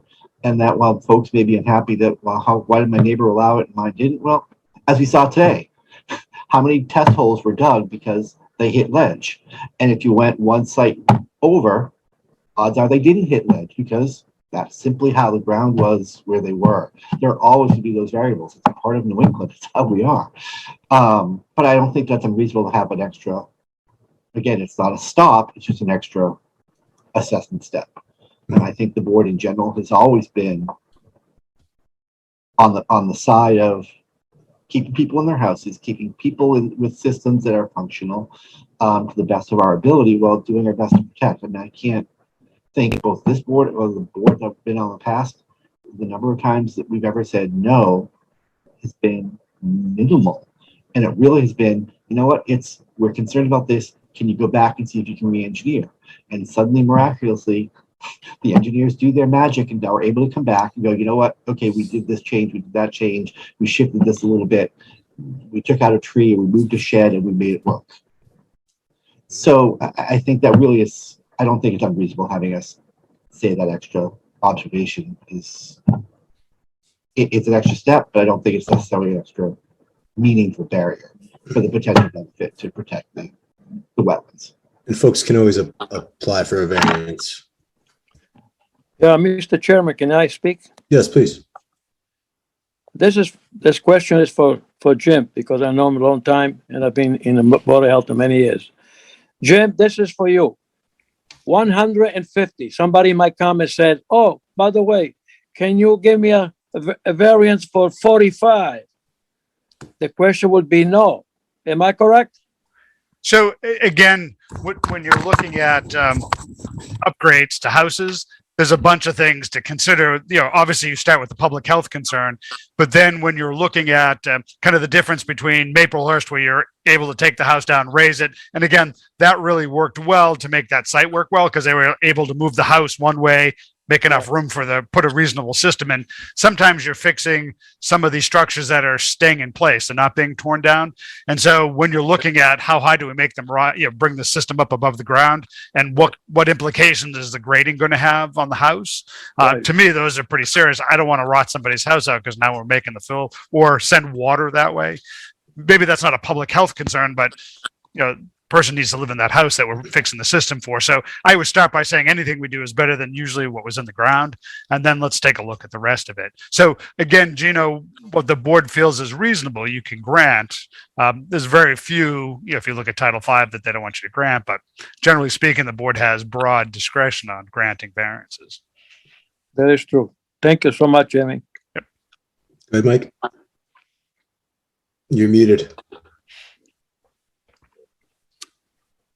The objective, or at least as stated in the agenda, maybe it got drifted off, is that this seemed to arise in specific reference to the wetlands. Is that correct? I mean, are we looking at a proposed, are we discussing a proposed regulation designed, the objective of which is to protect wetlands? Is that the idea? Or are we talking more broadly? It's more groundwater, wetlands, more groundwater than the wetlands, I'd say. So it's more groundwater than wetlands. Right. Okay. All of the water that goes out at the bottom of the system ends at the water table. And so as we're if we're building systems around the town beach, we're concerned about what it's doing to that potential impacts on the water quality of the town beach. So all the stuff that goes into the groundwater, if it's leaching into wetlands or streams or other water bodies, is a concern. Okay. No, I don't doubt it. It's a concern. Yeah. What I'm asking is that if the objective of this is to protect the water supply of wells, number one, and number two, there's a whole list of things that's designed to protect, and we're adding, or not adding one, we're putting one in here called wetlands, and for the beach, it's going to be the pond, or it's going to be a marsh, whether someone's swimming in or not. I mean, so there's several different water quality. Okay, so what I'm asking here is a very narrow question. Does our portfolio, does our purview extend to wetlands and groundwater, especially if that groundwater supply is basically one of the feeds for the town? Is that one of the aquifers, for example? Okay. The answer is yes. Okay, so there's a whole list of things that we're trying to, quote, protect. So give you an example of, a big new system went in that aquifer resource district in town. Yeah. And one of the things the board required was advanced treatment on the wastewater before it discharged. They weren't going to meet the 6 gallons per 1,000 square feet. But what you did instead is say, look, you're going to treat it and we're going to get some nitrogen reduction on that wastewater. So all of a sudden, instead of just having a big piece of property, you modified the wastewater to fit the property it was on. Okay. So if then you go to what we'll call straight wetlands, if there is such a thing. Okay. All right. So are we looking here at a series of regulations? Okay. Or are we basically trying to, as it were, target ones that haven't been touched before? No, I think it's just one regulation in regards to treatment of the effluent when discharged within 100 feet of wetlands. Okay, so it's wetlands. Okay. Yeah, because Okay. that's where that's what we had. That's the point on the map that we can locate to No, know how high the water is. I'm glad. So we're focusing, and Okay. so it is conceivable now that we could describe. We can basically say that if we want to have a regulation that says if you're an n number of feet of the wetlands, you must use one of these two systems. That's it. Yeah, you could do. Yeah,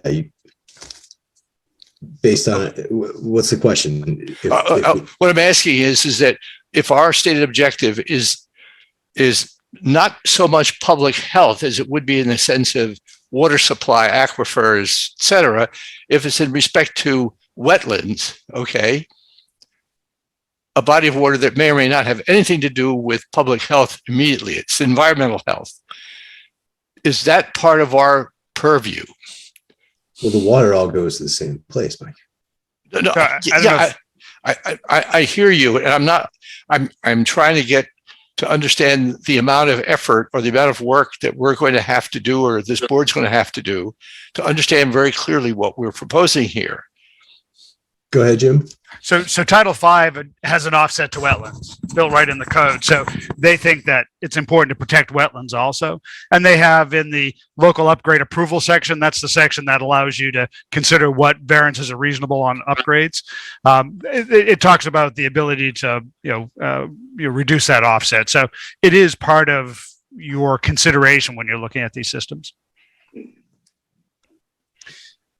So if someone walks in and does not use either Presby or Geomat, and they want to get closer to the wetlands. All right, let's just say that they're going to get closer. We would, under this regulation, as I vision, say what you've got to do is you got to use one of these two systems.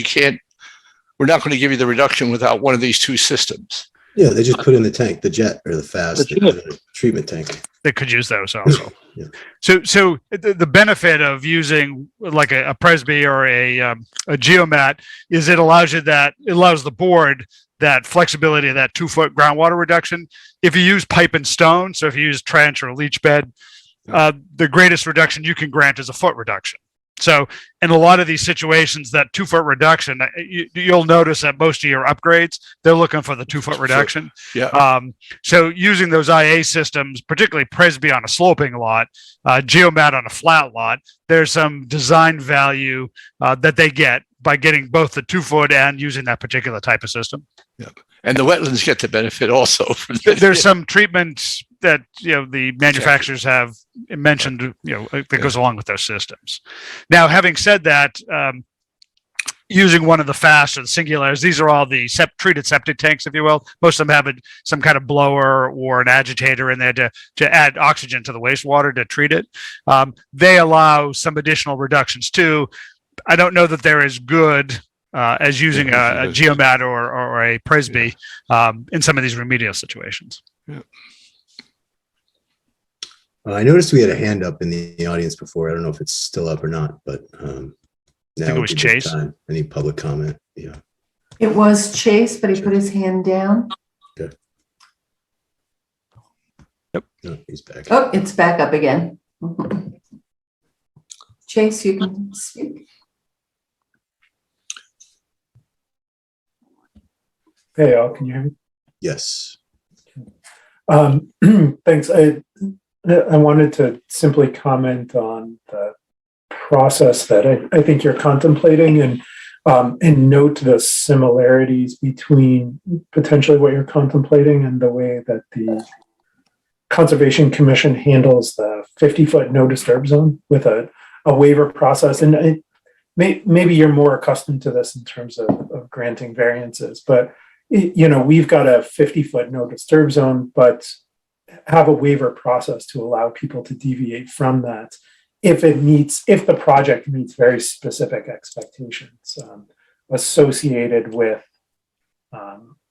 being in the public interest, necessary to avoid a taking, necessary to prevent a safety hazard or water dependent. So, for example, just yesterday we approved a town project to do some potential well testing, and that has some component of it within the 50-foot. Anyway, the point of that is to note that we find ourselves in the same spot that you seem to be contemplating, where we're often stuck in the position of making decisions between why is this project granted a waiver and this one not. And we spend a fair amount of time parsing those out, but we also have a fairly clear set of criteria that we've given ourselves through the local bylaw to grant that waiver to work within the 50-foot. Now, you're talking 50 to 100 feet and maybe a slightly different process, but it has worked reasonably well for us. But we do very regularly reference past projects to make sure that we are applying that waiver in the right way. And frankly, are very careful not to give too much.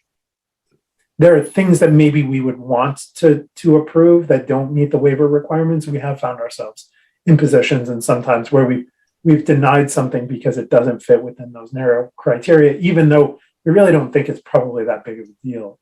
But we do want to protect the integrity of the waiver process.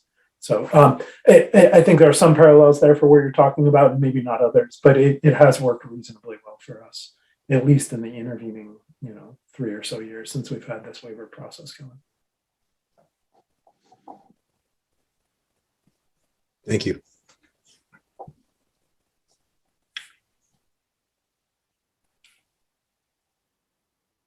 So does anyone have any further comment or questions? Is this something that we should continue discussing?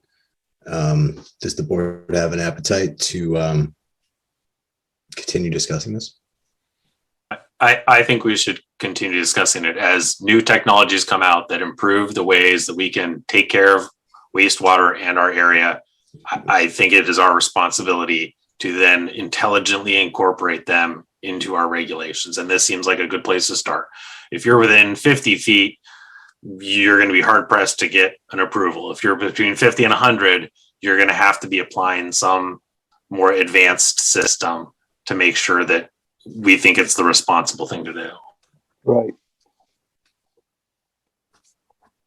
All right. So let's continue this. Let's get some language together, and we can discuss it at our next meeting.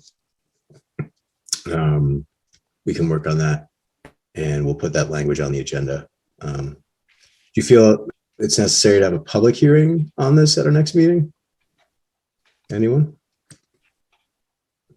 I think we're pretty far from a public meeting. I think that right. your idea of having a language that we could go over and basically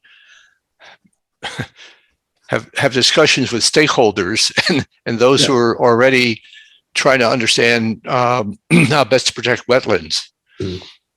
So I think we're just at the beginning of the process. You're right. All right. So we'll just have a discussion at our next meeting on this.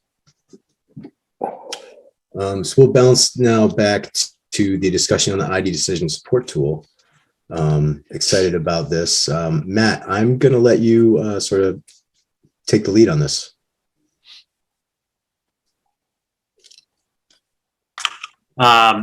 So where we're at in the process is I'm calling this the infectious agent decision support tool, and it's still early. The goal would be to get this fleshed out, identify what things we want to keep an eye on as a board and as a community, figure out a process by which it gets updated, and figure out the process by which it gets posted for our and public consumption.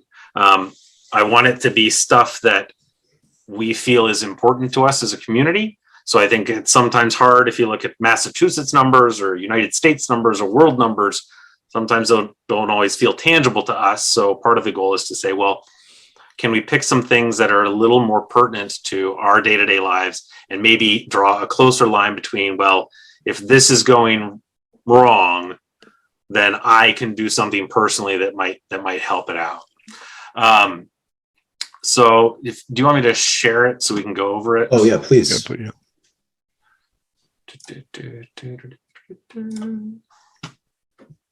You got it? Yep. Okay. Let me zoom in a little bit. So some changes are already in the works. I'll just kind of go through quickly to see if there's comments on stuff. The very first is the top bar is just going to talk about what's going on out there. And I am going to add a subjective measure that's just a way for us to say, we think it should be red simply because there's a very concerning variant that is currently in a nearby country that we think is imminently arriving. So it's hard to get a real measure of that that's numeric. So I just want something there that this board can then be able to talk about and say, well, we as a group of Board of Health members think that this is something that the community needs to have their eyes on. Next, the categories are still kind of fluffy a bit. I think we could change them, but right now, this is a health and safety category. So the ICU bed access, this is specifically looking at, from the Massachusetts data, occupied ICU beds in what they define as the Metro West category. So the point here is it's not about if Littleton residents are ill. It's not about if Littleton residents are going to the ICU. It's about if Littleton residents need care, is there an ICU bed somewhere that they're going to be able to get into? So this is a community measure, in my opinion, that is really important because it doesn't matter what's going on with your health. If you need an ICU bed for any reason, not just COVID or something, can you get into one? Can your family member get into one? It's pretty straightforward data. I think we just have to kind of pick the targets a little bit. Some of these numbers are just what I came up with on the fly. Next is currently bed access. This one's tough because if you're running a hospital, you actually don't want to have less than 80% of your beds full because then you're not making any money to pay your staff. So after some discussions with you and others, I think we're going to wipe this one out. And I would prefer to have something along the line of COVID hospitalizations or potentially staffing. Those are unfortunately much harder to get for our community or for a Metro West kind of definition. So the proposed swap here is to switch this line item with the CDC community, what do they call it officially? Transmission The CDC community level. Which we talked about at our last meeting. It measures three things actually, two which are based on hospitalization and one which is just based upon current I think it's a 14-day case. So we're going to put that line in because it's easily reported. We can get the data. It's unfortunately, it only goes down to the granularity of Middlesex County, but it's still better than a total statewide number. So that one will be reported out and we'll just use the CDC's definitions for their green, yellow, red. The third line in this box is town staffing. Now, I'll admit, this is just a creative idea and this is not based upon any real process that we have right now. But as I said earlier, I was really hoping to find some stuff that feels pertinent to us as a community. And I thought that it might be valuable if we had some reporting, and these numbers are totally arbitrary, pulled out of the air, but if we had some way for the town leaders themselves to report back to the community if things are getting concerning around having the people to work in our town offices and buildings and services. This is not a real number right now. This requires follow-up with many people to see if there would be buy-in And I don't think as the Board of Health, we need to own the data source, as it were, or if we could just make something where town administrator or somebody else or their representative basically reports to us if things are getting concerning. Yeah, I think it'd be, the superintendent, town administrator, fire chief, police chief, all the people that oversee, building commissioner. perhaps. So I don't want it to become a source of panic. But I want it, I think it would be a very transparent way to communicate to our community. Yeah, I think utilizing that prevalence rate of some sort, like we did with the schools, would make a lot of sense. Yeah. So that one requires some more discussions, and I was going to start reaching out to some people to see what the temperature was, because we wouldn't. I don't have access to that data, so that would be something that would have to be reported to us. Just to add, I'm sorry, No. Just to add, some time ago, there was a discussion that was had with the fire chief and police separately, and it turns out that the indices about how, for example, COVID or any other kind of, shall we say, health threat affects the effectiveness. And one of the interesting things is that the emergency services for basically ambulance and other emergency services, each town depends on another town to fill in the gaps. Like if they get overwhelmed, they supposedly call another town. Mm-hmm. And of course, the minute they start losing or don't have enough people, or the people that they have are tied up already, that's what will also trigger a call to another town. What becomes a crisis and an indication that something could go off the rails is when more than Littleton safety employees are tied up either with disease themselves or for whatever reason unable to work. So in other words, it's when the reach out can't satisfy. In other words, there's no one to call. That's a real indicator. I just want to, so during your discussions around that, you might want to include that as one of the factors when there is no one to call, or you can't persuade. I'll just make this up. You can't you can't ask anyone from air to come over because air staff is basically already going full out. They can't let anybody off to help out Littleton. I mean, they all cooperate with each other quite readily on everything. This is the first time in a long time I've ever heard them talk about we can't come, and that works for us as well. Yeah. So that's a different. Yeah, it's a different threshold. That's all I'm trying to say. I'll see if if they want to kind of build that into the way they make it green, yellow, red to report back, I think that would. You got it. That they may be more willing to do, or to say, that everybody, including ourselves, are tight, or basically at our limit or beyond, and then that's it.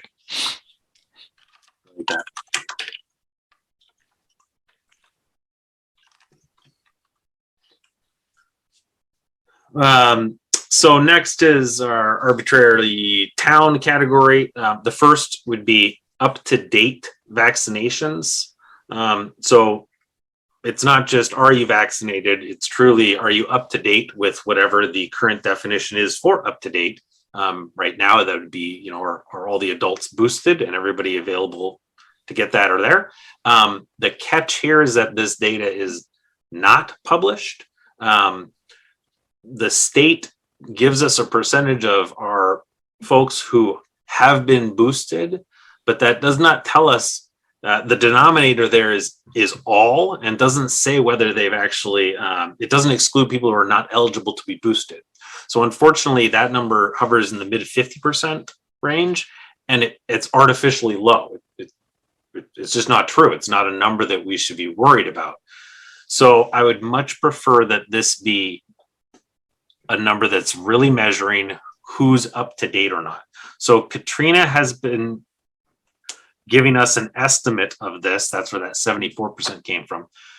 by looking at the number of people who were vaccinated at a certain point in time 5 months ago, and then looking at how many people I believe have had a vaccination since then to kind of back calculate, then that's the boosted amount. That's a suboptimal manual calculation.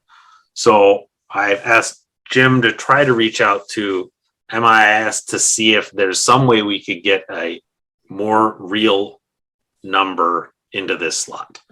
I don't know if I'm optimistic, and I don't know, Jim, if you have an update or if you're still working with them. Sure. So I talked to, well, you can't really talk to MIS. I emailed them and they were nice enough to send back. There's a report menu that I didn't know one of the reports existed. So it allows you to throw a zip code in to get immunizations by zip code. The only thing I haven't figured out yet, and I threw a number in and played with it, and the results didn't seem right to me. So what I need to do is run a few more reports. I think it may be giving us who we vaccinated, we Neshoba, as a provider, because that's how we're listed with MIS. So I want to run a couple of other reports and see if that's the extent to which I can get the data. So let me do that, and I'll let you know for sure what I can get. Okay. We're going to cross our fingers on that one. And I think another step is, if it doesn't look very likely, then I feel like it's reaching out to Massachusetts to say, you need to give us actually data that's more tangible to us, not just telling us who's been boosted. We actually need to know, out of the people that should be boosted, who's boosted. So work to come on that one. Next is test positivity. This one, we've had several conversations with different people. I really want some actual COVID-based number in the dashboard, counts, prevalence, something. None of them are seeming like a really great number. One of the problems with test positivity is that, especially in now major ramping up of at-home kits that aren't reported, it would not be surprising for a test positivity to skyrocket, because the only people getting tested with a PCR are going to a hospital and getting admitted. So that doesn't mean it's red. That just means that's what's going on. So test positivity used to be a little more useful, but I don't think it will be a useful metric in the current scenario that we're in, where we have relatively low transmission, counts are down, rampant at-home test kit use. So I would like to shelve it, and maybe pull it back someday if the need arises and we feel like it's a helpful metric again. As I mentioned earlier, the CDC community level metric, that does include a COVID component specifically. That is cases per population in the past 7 days. So at least there's something there. But also to supplement that, and Jim alluded to this earlier, I actually want to take out the number here and show a trend chart. So I want to pick something else that's either 7-day or 14-day counts, something, and actually show a chart on the bottom of this page, so that we can see a little bit of line going, so that if things are relatively flat with whatever data we're looking at, we can feel a little more comfortable than if we start to see a slope up. So that's the change I'm going to make to that line.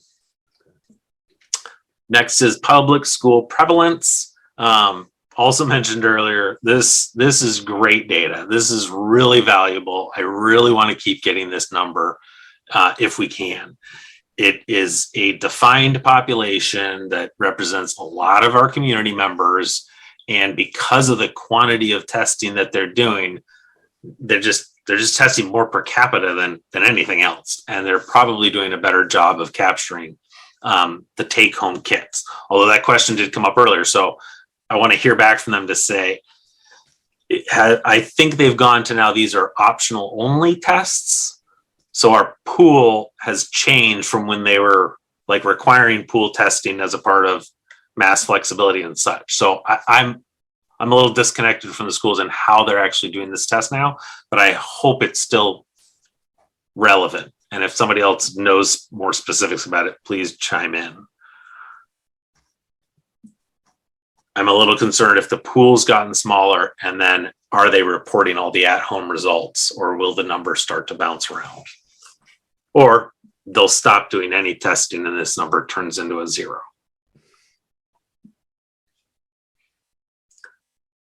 So we'll see how that plays out. Last here is the wastewater. As Mike mentioned earlier, still trying to probe to see if we're going to be able to get this tested coming right out of Littleton, which I think would be great.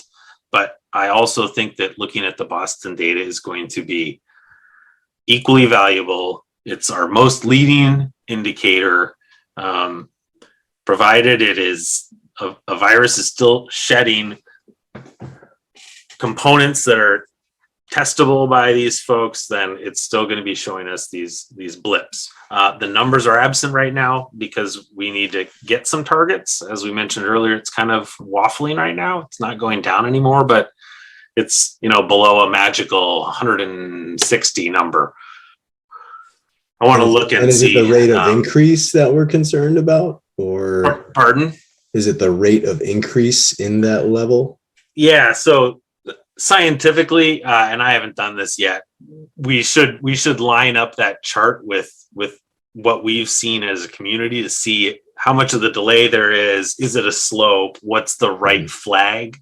I think right now, if we saw that start to ramp up, I think we would look at it concerning, because historically that does not take a slow ramp. It tends to jump. Yeah. So you're right. Is it going to be a rate of increase? Is it going to be a number? That's why it's blank right now. So we'll get something figured out there soon. Excuse me, have you, just out of curiosity, have you gone back in time with that data from Massachusetts, the Water Authority, and did a plot of that versus the rise here in Littleton? Yeah, not yet. That's what I was saying. That is a next step. Have you done that? Yeah, I started doing it, and what I have to tell you is remarkable. I just wanted you to, I was hoping that someone other than myself would work with the numbers. So I don't want to, it's not that I don't want to share it. It's just that the way I did it, I asked the question, is there a consistent pattern that when it rises, by a factor of, say 2, yeah, how much later, what is the earliest that we start seeing a rise here that's sustained? In other words, I'm looking at historical data. Okay. Yes. Yeah. And it turns out that it's anywhere between, it can be anywhere between 8 days to 13 days. And that has a lot to do, of course, with the fact that the data we do have means that people are traveling in and out of Littleton to the towns that happen to serve, that happen to use, the Massachusetts Water Regulatory Authority. So it's very useful from several points of view. So I'm saying that to me, it's definitely a signal that says it's on its way. And we have about, anywhere between a week to 2 weeks to get our act together. Yeah. So yeah, I want to see if it's an easy number target that we want to shoot for, or if it's a rate, like you said, a doubling, and that gives us this many days approximately. Well, that's only because I knew that once it started doubling, I knew where it was going to go from there on in Boston. So it was, it was all retrospective, and that's why I wanted, it's sort of arbitrary. So you want to basically put some other eyeballs on it. Well, that's good to know that you got that start, because I'll see what I come out. Shoot me the raw data if you have. All I have is a PDF that's going to take a long time to pull the data. That's all I have. Because they don't make their data very available. What I'm sorry, what data not available? You mean the particle count? Yeah. Oh yeah, it's, if you look, I don't know what you're looking at, but if you go to the website and just page down from the first of all, they have a composite map of, I Yeah. think it's, all right, then then there's two maps below that, two graphs below that, Yeah. and then a little map. And if you read the text underneath the little map showing blue, green, I guess it is, and yellow, if you go, you'll see that they say, based on the data from the lab, you click on that and you get a big long table with, yeah, it's a PDF. It's not like a spreadsheet. okay, it is a PDF, right? Yeah, You're yeah, right, it that's all. is. It's just one page at a time. So I'll have to see how smoothly it goes. Okay, We'll see. We'll see if we can maybe work with them on getting some, I don't know, slightly easier data sharing. But lastly, is a kind of community section. This is a little more informative, but the first thing is about neighboring towns. So I just came up with like our 6 adjacent neighbors to say, well, if all our neighbors are doing something extra with restrictions or mandates or whatnot, then that probably means we should be doing something too. And just to help people be aware, I would love something better that we could communicate what other towns are doing, because when each town is going their own way, it's sometimes hard to know. You drive to the grocery store in the wrong town, you don't know what you're supposed to do when you walk in the door. But at the very least, if we know that some of our adjacent community members have mandates in place, I think to be good community members, we should also be looking at that and saying, should we be following suit? And then lastly, really informative, if the state mandates something, then it doesn't matter if ours is green, it's a state mandate. So that's just added on so that people have an updated glance at that. And then as a separate table at the bottom, just kind of, I don't know, I'm open to feedback here. I thought that the problem is right, if you have too many reds up above, or if you're really concerned about what's going on here in Littleton, you have to start pulling levers. And does it make sense to kind of list our levers so that they're there, and then we can easily have one place for people to go to if they're concerned about not knowing what's actually in effect on a given day? Is this something we can update to say, well, these are the levers that we've currently pulled? Or when we have a meeting and we talk about, well, we're starting to get worried, what things should we be looking at?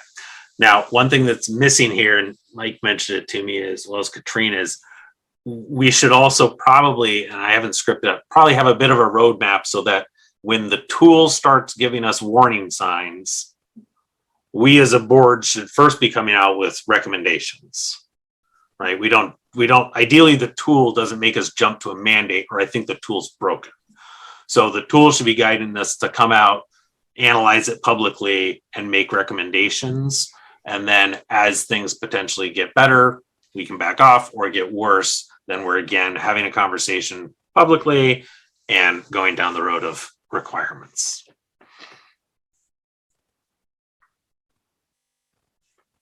That's the bottom of it.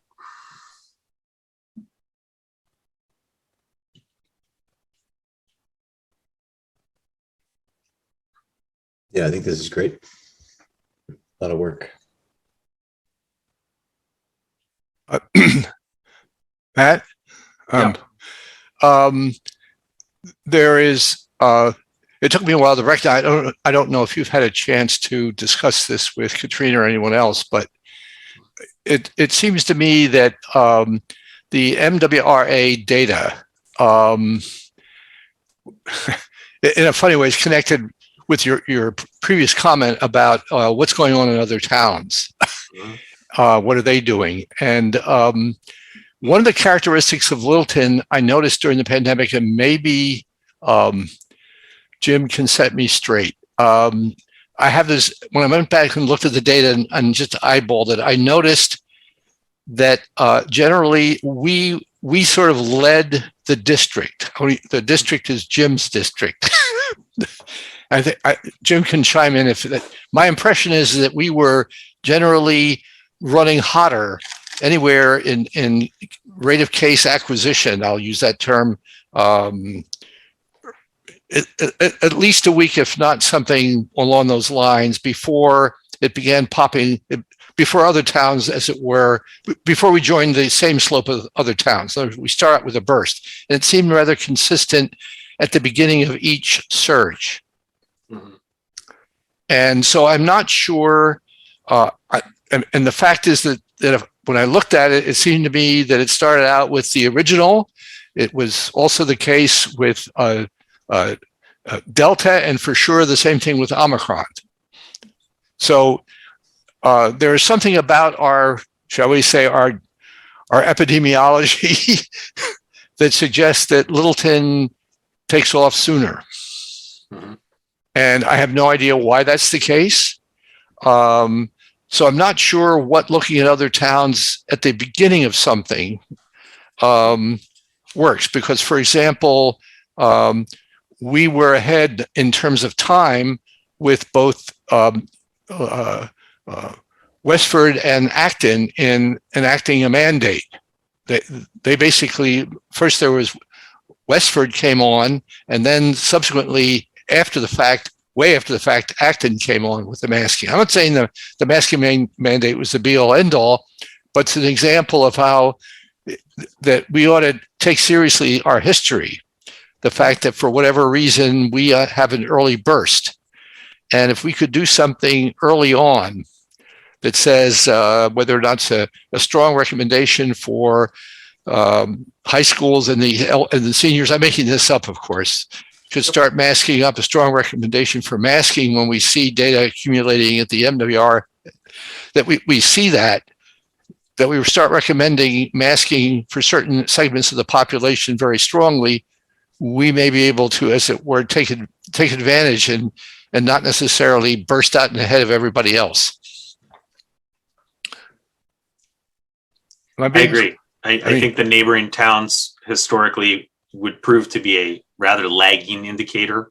Part of it is just still having a flag there so that even once you're in the middle of peak, you can see what's going on. And then a piece of me wouldn't mind if our adjacent boards of health were looking at us the same exact way.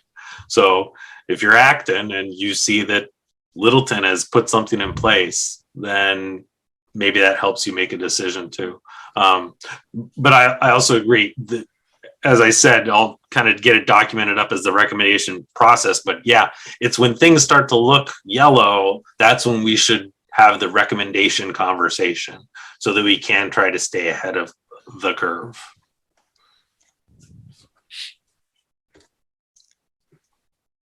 Go ahead, Dan. Thank you, Matt. As you well know, trying to develop a meaningful, useful, and applicable tool is beyond challenging. You know, years and years and years of benchmarking before it's ever actually accepted as useful. So taking this on is an amazing undertaking, and I really appreciate it. I wanted to let you get through the whole piece of it and how everything tied together in your vision as you started to build it before I kind of jumped in. So a couple things. One, certainly we're in the middle of COVID, so that's what we're thinking. I think with a little bit of reworking, again, lots of benchmarking, but a little bit of reworking, I think having this kind of a tool as a generic, it's not just COVID, you know, having that agent piece at the top of what's concerning or multiple potential concerns out there is really helpful by kind of rebuilding some of it. So like wastewater, the Boston wastewater measurement, you know, just kind of making it a little bit more generic. Certainly, you know, think of 1918 and the flu. This is really where we are now. So this could be multiple different agents. It could have been SARS back in, you know, the late 90s, early 2000s. There's lots of different agents. So maybe making a little bit more generic because simply we don't know what it could be, what the next one is. Just making it generic so it's more generalizable. It's not really a word, but I made it up. It works. Definitely agree with removing bed access or the generalized bed availability. I know officially we're in Metro West, but we are, like so many things, right on that cusp of being Metro Boston versus North Shore versus Metro West. And certainly from an ICU perspective, that ICU availability in Metro West may be very different than ICU availability in Metro Boston. And truthfully, we always think an ICU is an ICU, but we all know that ICU is not necessarily an ICU. And the level of care provided across ICUs varies from hospital to hospital, what the capabilities are. So again, what that benchmark is, I'm not sure. And again, it's a little bit fluffy because it's all hospital reported. So it's either reporting head wall availability, either reporting staff bed availability. As someone who does staffing in a major metropolitan Boston hospital, that I can tell you how many empty physical spaces we have. I can also tell you how many physical staff beds we have, and those numbers don't always coincide. So Yeah, the denominator on that one changes every time I look at the data by a little bit, but so that's a hard one. And again, it depends on how the hospital chooses to report it as well, because there is no standardization. The staffing piece, I definitely agree, is important. That 20 to 40 and 40 numbers are, I think, probably a little bit higher than we probably look at. And certainly it can be variable. If I lose 20%, or if I lose the entire library staff, they all had lunch at the same place at the same time, and they all got sick, horrible, and we'll miss our library. But the impact of having, again, I don't know what our town numbers are. I don't think the library staff would account for 20% of our town employees, but that certainly would make a big difference. That would be different if it was 20% of our school staff or 20% of our fire department or our police department. That those numbers are, I think the impacts of those numbers, if we hit 20%, I think we'd be looking at a lot of red and screaming as opposed to a borderline yellow-green. But again, how do we pick out those numbers and where they really are significant? I don't know what those benchmarks are and should be, because that is a hard one. And I think for that one, I think it's going to have to be each of those organizations is going to have to figure out their own definition and frankly just tell us we're green, yellow, red. Yeah.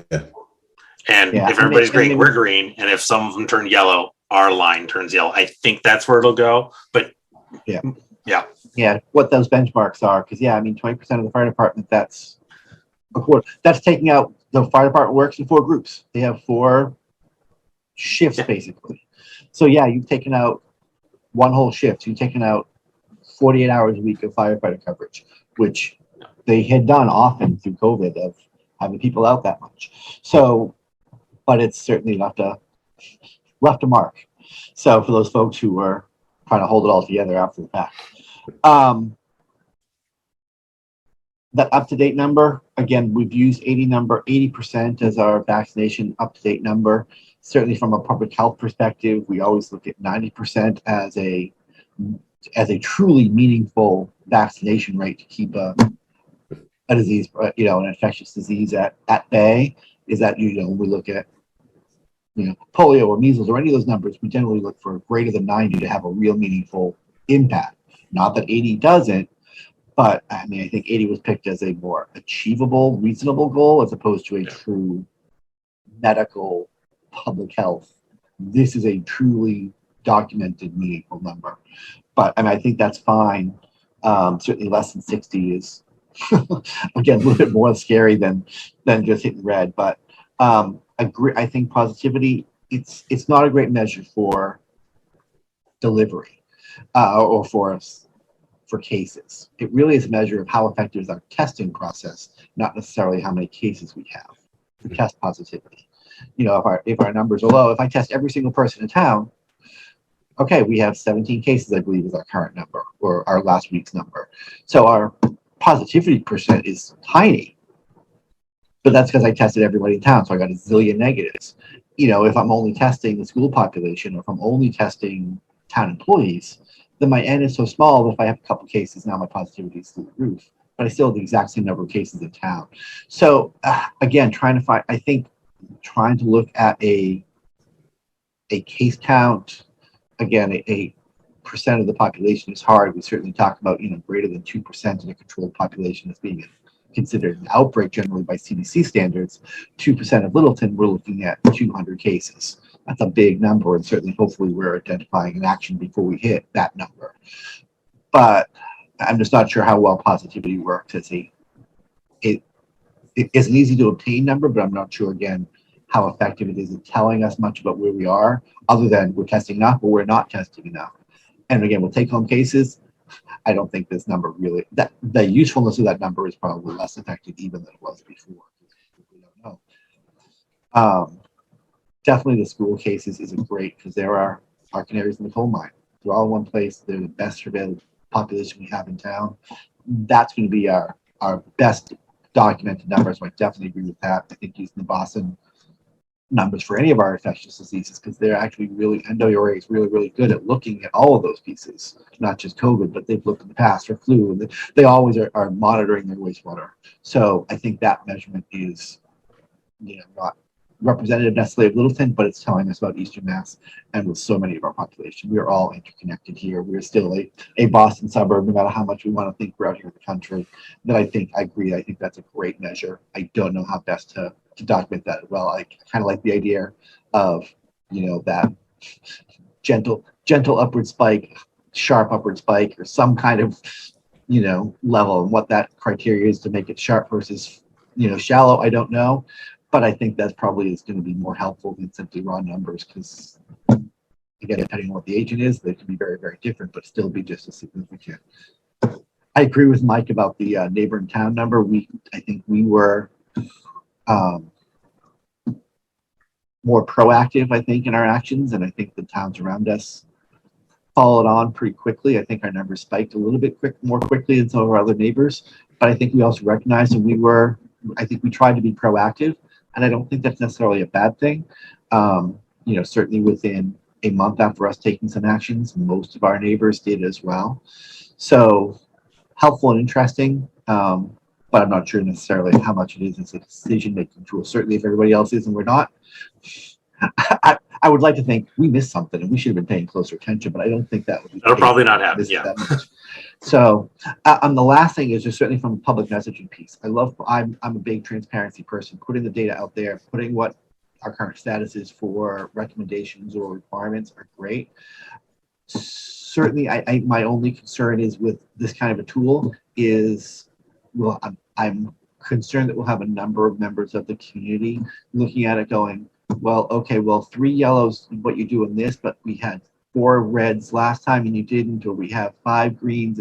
Well, how many reds versus how many yellows versus how many greens equals what? Because how do you weight these things differently? In that, for us who are deep in the numbers and looking at it from that way, can go, you know what, 1 red might be enough for us to be very proactive and taking significant action to try to control something, where we may look at 5 yellows and go, wow, this is potentially, okay, maybe not 5 yellows, but 3 yellows, and go, this is concerning, but maybe not quite enough time. So, we can make a recommendation, but not action. I'm concerned that we have members of the community that would look at that and go, well, you're just making it up as you go. Well, yesterday 3 yellows was okay, but now it's not. All right, I just lost my screen. So hopefully you guys can still hear me. We can hear can't. you. Yeah. Now we can't. No, you're muted. You're muted. Now I'm back though, but I You're can see back. my screens again. I don't know what happened. My screen just went black.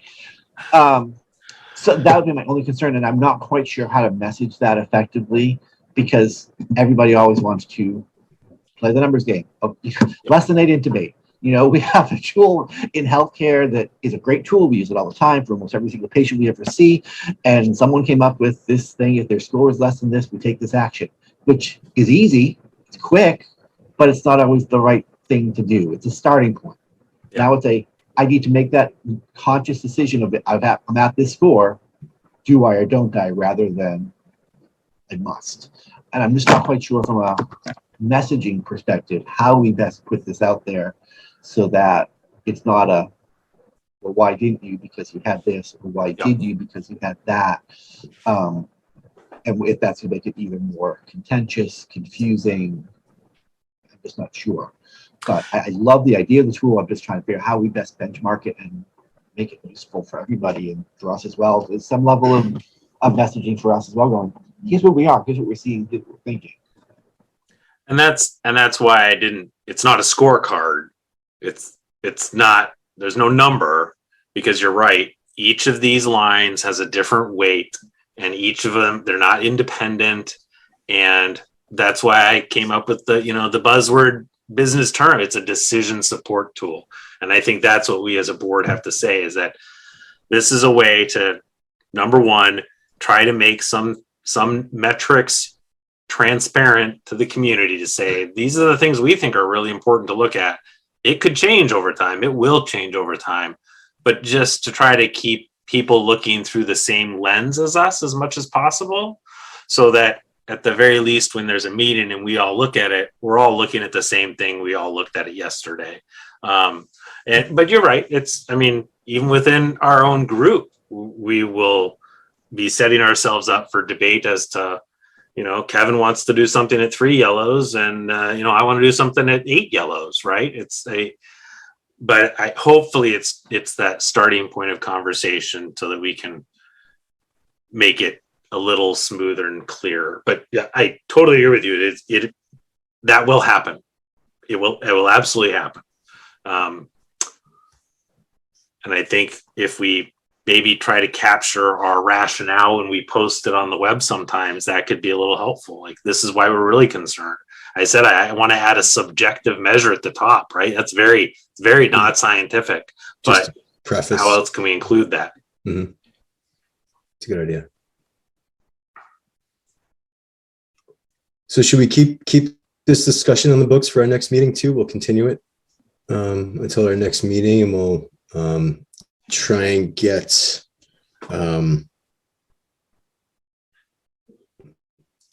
you want to see what information you can get from the MIIS from Jim, see if Jim can get the data about the testing, right? I mean, it's going to vaccination continue. data. Yeah.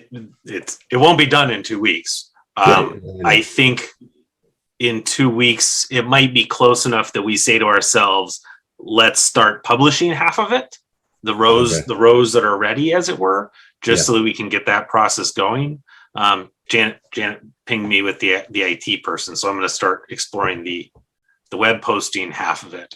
But I would say, and some of the lines are just we're gonna have to say to be, coming soon or something like that as we continue to chip away. I don't want to wait for it to be perfect, because one, it'll never be perfect, and two, it doesn't do any good not being out there. We're in a lull right now, which is great, knock on wood. But yes, I would like to get something up there sooner than later. So please, for my fellow board members, email me with other feedback, or if you think targets aren't quite right, anything that we can have, because I'll collect whatever I get, and then I can also help that to drive the discussion next time. We can just talk about specific things. Okay, great. So we'll keep this on the books, and we'll continue this at our next meeting. Thank you. Great work.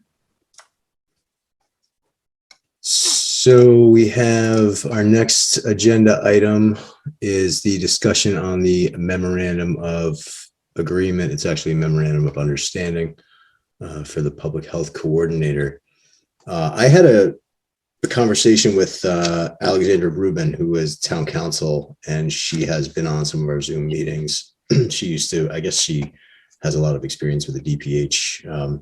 So I had a very interesting conversation with her regarding this memorandum of understanding. And as she laid it out, we have 2 options, one of which we know we can sign a memorandum of understanding. The one that she had seen that was sent to the select board, she'd like to tweak that in a few different ways, should we decide that we want to sign a memorandum of understanding regarding this position. And she also mentioned we could delegate the day-to-day oversight to the town administrator, period, like not any designee of that town administrator. It might just be a cleaner way to do things, just so we know exactly who's responsible. And then she also mentioned another option, which I frankly didn't think of and didn't even know existed, but the Board of Health can sort of, own the position and perform and do performance reviews, and delegate one member of the board to do check-ins, weekly or every other week. Could potentially delegate, a non-quorum, 2 members of the board to strategize and work with the new hire to really execute the mission statement and make the operation as the best it can possibly be as the board wishes. So I wanted to put that out there to the board members with these two options and see, I mean, it would be easy to sign a memorandum of understanding. It would be, it would be done in the town administrator and it would be out of our hands and we really wouldn't have anything to do with it. Or we could do, what we were sort of put here to do and be a board of health and run a board of health and operate it. I don't want to say like a business because I know Mike doesn't like that word, but run it like a business. So I wanted to put that in front of the board and, I know we're not going to come to agreement tonight and it's already 9:30. So maybe we could have a brief discussion as to everybody's opinions on those two options and take it from there.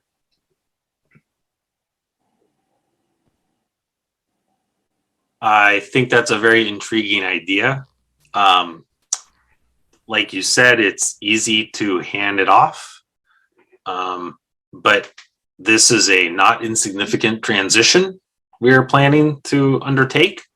And it means a lot to our community. And it also, I think, is very important to get this started on a good foot because it is only the first step in a process that we're going to be taking over the next years.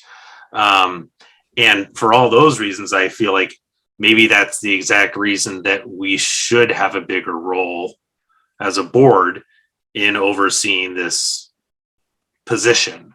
And once it's going, we always know that the other option is when we feel like the train is running, we can start to hand off more and more oversight. Or frankly, as the not business department gets bigger, as other roles come in, then we'll come to that decision point. So like I said, intriguing. And yes, it's more work on our part, but it definitely keeps us in really close contact with the person who is our instrument for the community. Thank you. Yes, Mike? I concur with Matt's remarks. I think it's more than intriguing. I think 2 points. First of all, I think that the importance here is transition. The town's in transition and we're going through one of the more significant transitions. And I think that it would be healthier for the town and appropriate for the Board of Health to basically, as Matt pointed out, to own, as it were, the responsibility. The second, and I want to connect this directly with the current status, because I believe that this philosophy has actually, in a certain sense, at least from my point of view, begun already in our interactions with Jim. Because he's professional and already, as it were, ahead of the curve, it's pretty easy. I've had the pleasure of being able to interact with him, with all kinds of questions and feedback, and asking him to, as I'm sure other people on this board have done, to ask him to take on certain tasks, not all of which are written in the agreement. But going forward, I think that the more responsibility we take for this, the more we'll find out what it really means to have a real Board of Health. Whether or not we have the arrangement that we do with Neshoba, or whether or not, as we will, if we are able to do it over the next several years, to transit to an independent Board of Health, one that just is in Littleton. So I'm more than intrigued. I'm going to go on record to saying that I hope that we can take on the responsibility ourselves in the beginning, learn as much as we can, and then decide, is this something that another part of town government should take responsibility for, or should this be part of the Board of Health responsibility and part of the criteria that used for, very frankly, membership?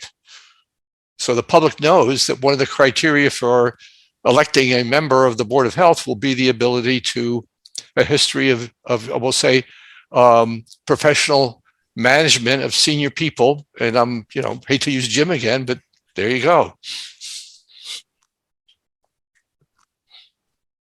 Dan or Gino? Dan?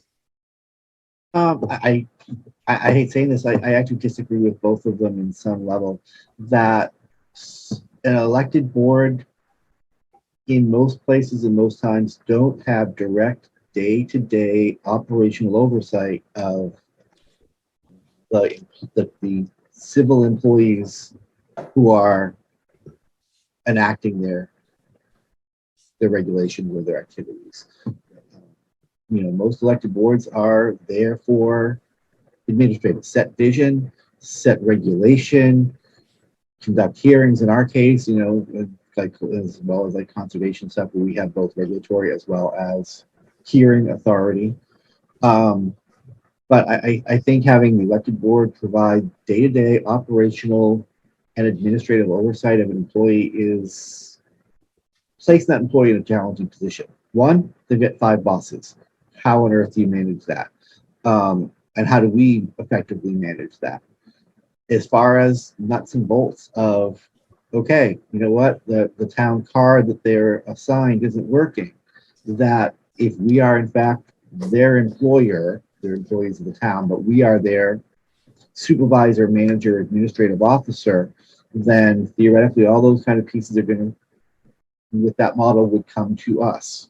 How do we resolve their parking receipts, or what days off they get?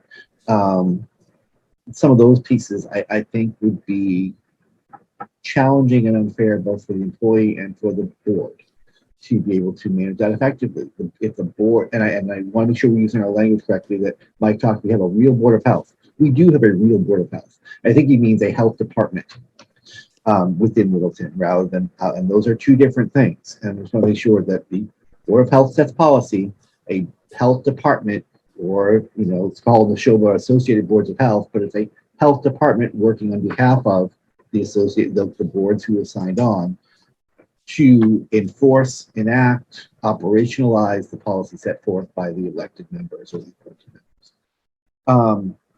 So I mean, I think they're a town employee. I think from an administrative side of, where's my office? How do I get staples? What days do I get off? How do I fill out my paperwork? That is a town administrative operation. That does not need us to go, what are you doing today? What are you doing tomorrow? What are you doing next week? I think this as a board, we can certainly set expectations. We can set reporting requirements. Certainly we talked many months ago about going, it would be awesome if we could get an activity report from Jim and then the SHOBA Associated Boards. What did you do in Littleton this week? What sites did you visit? What inspections did you do? What inspections are due that you didn't get to? What were your findings? That as a board, we don't necessarily see that. So we could have restaurants here in town that have a failed inspection and they need a 48-hour review that we never ever know about.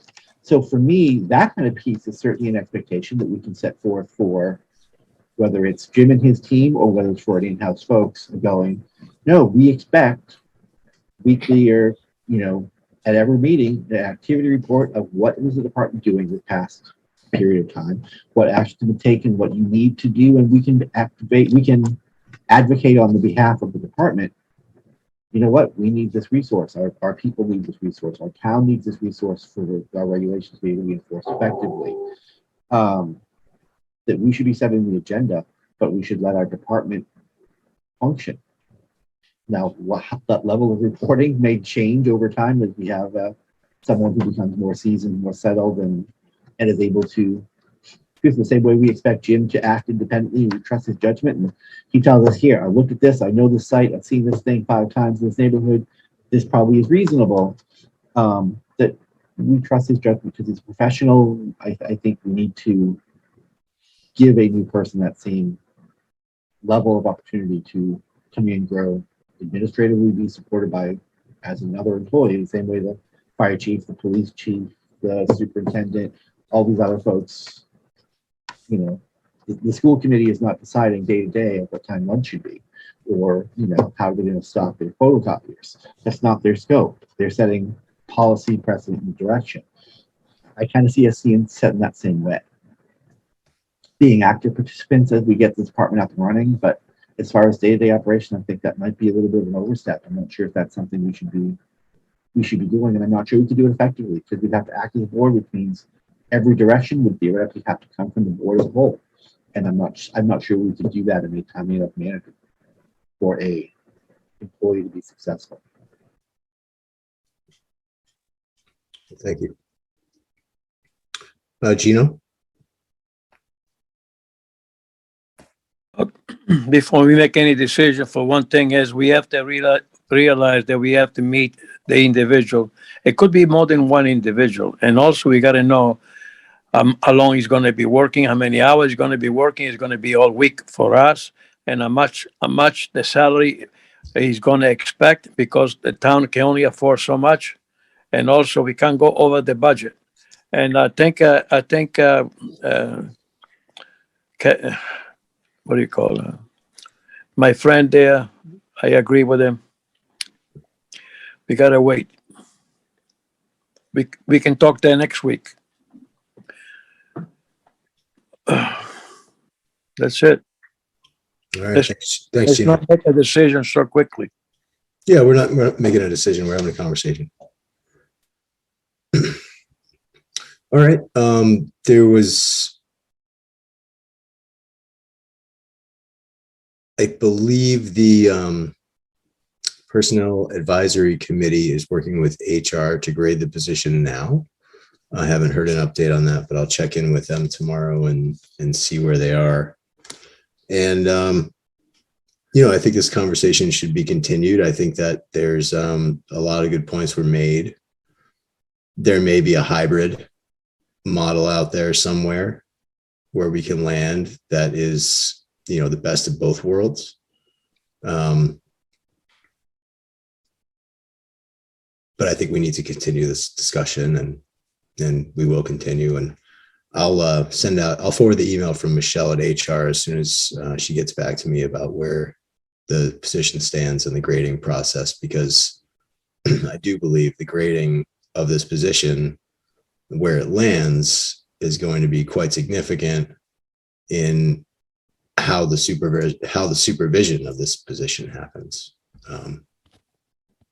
So we'll see what that comes back at, and we can always have a conversation with the Personnel Advisory Committee once that grading does come back. So I take it the grading, is not locked in stone. In other words, Oh, it hasn't even happened yet. Based on the select board meeting that I saw, this is the first position that the Personnel Advisory Commission is grading, and they're sort of being guided through the process here.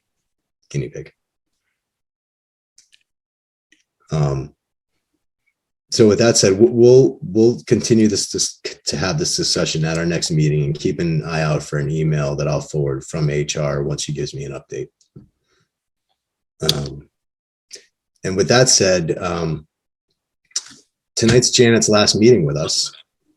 That's right. And, I just wanted to thank her for the countless hours over the past, however many, it's been what, 5 years? Yeah. And thank you so much for everything you've done for us in this incredibly challenging time. And good luck on your new adventures. I hope you have a lot of fun. Thank you. Make the best of it. Thank you. Yeah, you're welcome. We're gonna miss you. Thanks, Gino. You've done a ton of work since we've been here, and it's not lauded enough. Thank you so much, and you're definitely going to be missed. And I don't know I what your next appreciate adventure that. is, but wherever you're going, it'll be wonderful. And if it's nowhere, then good for you. Thank you. It's been a pleasure to have worked with all of you. Send us a card, okay? So we know you got there safe. So if there are no other further board member updates or comments, we'll have a motion to adjourn. I make a motion to adjourn. And roll call vote, Dan Kane, Dan Kane, yes. Matt Wason, Anyways, and yes. Gino Fratelloni, Gino Ferroni, yes, thank you. Mike Zeldin. Mike Zeldin and Janet, good night and good luck. Thank you. And Kevin Baker votes yes. Thanks, Jim. Thanks, Janet. Thanks, Dave. See you guys next time. Right. Thanks, Talk to you Jim.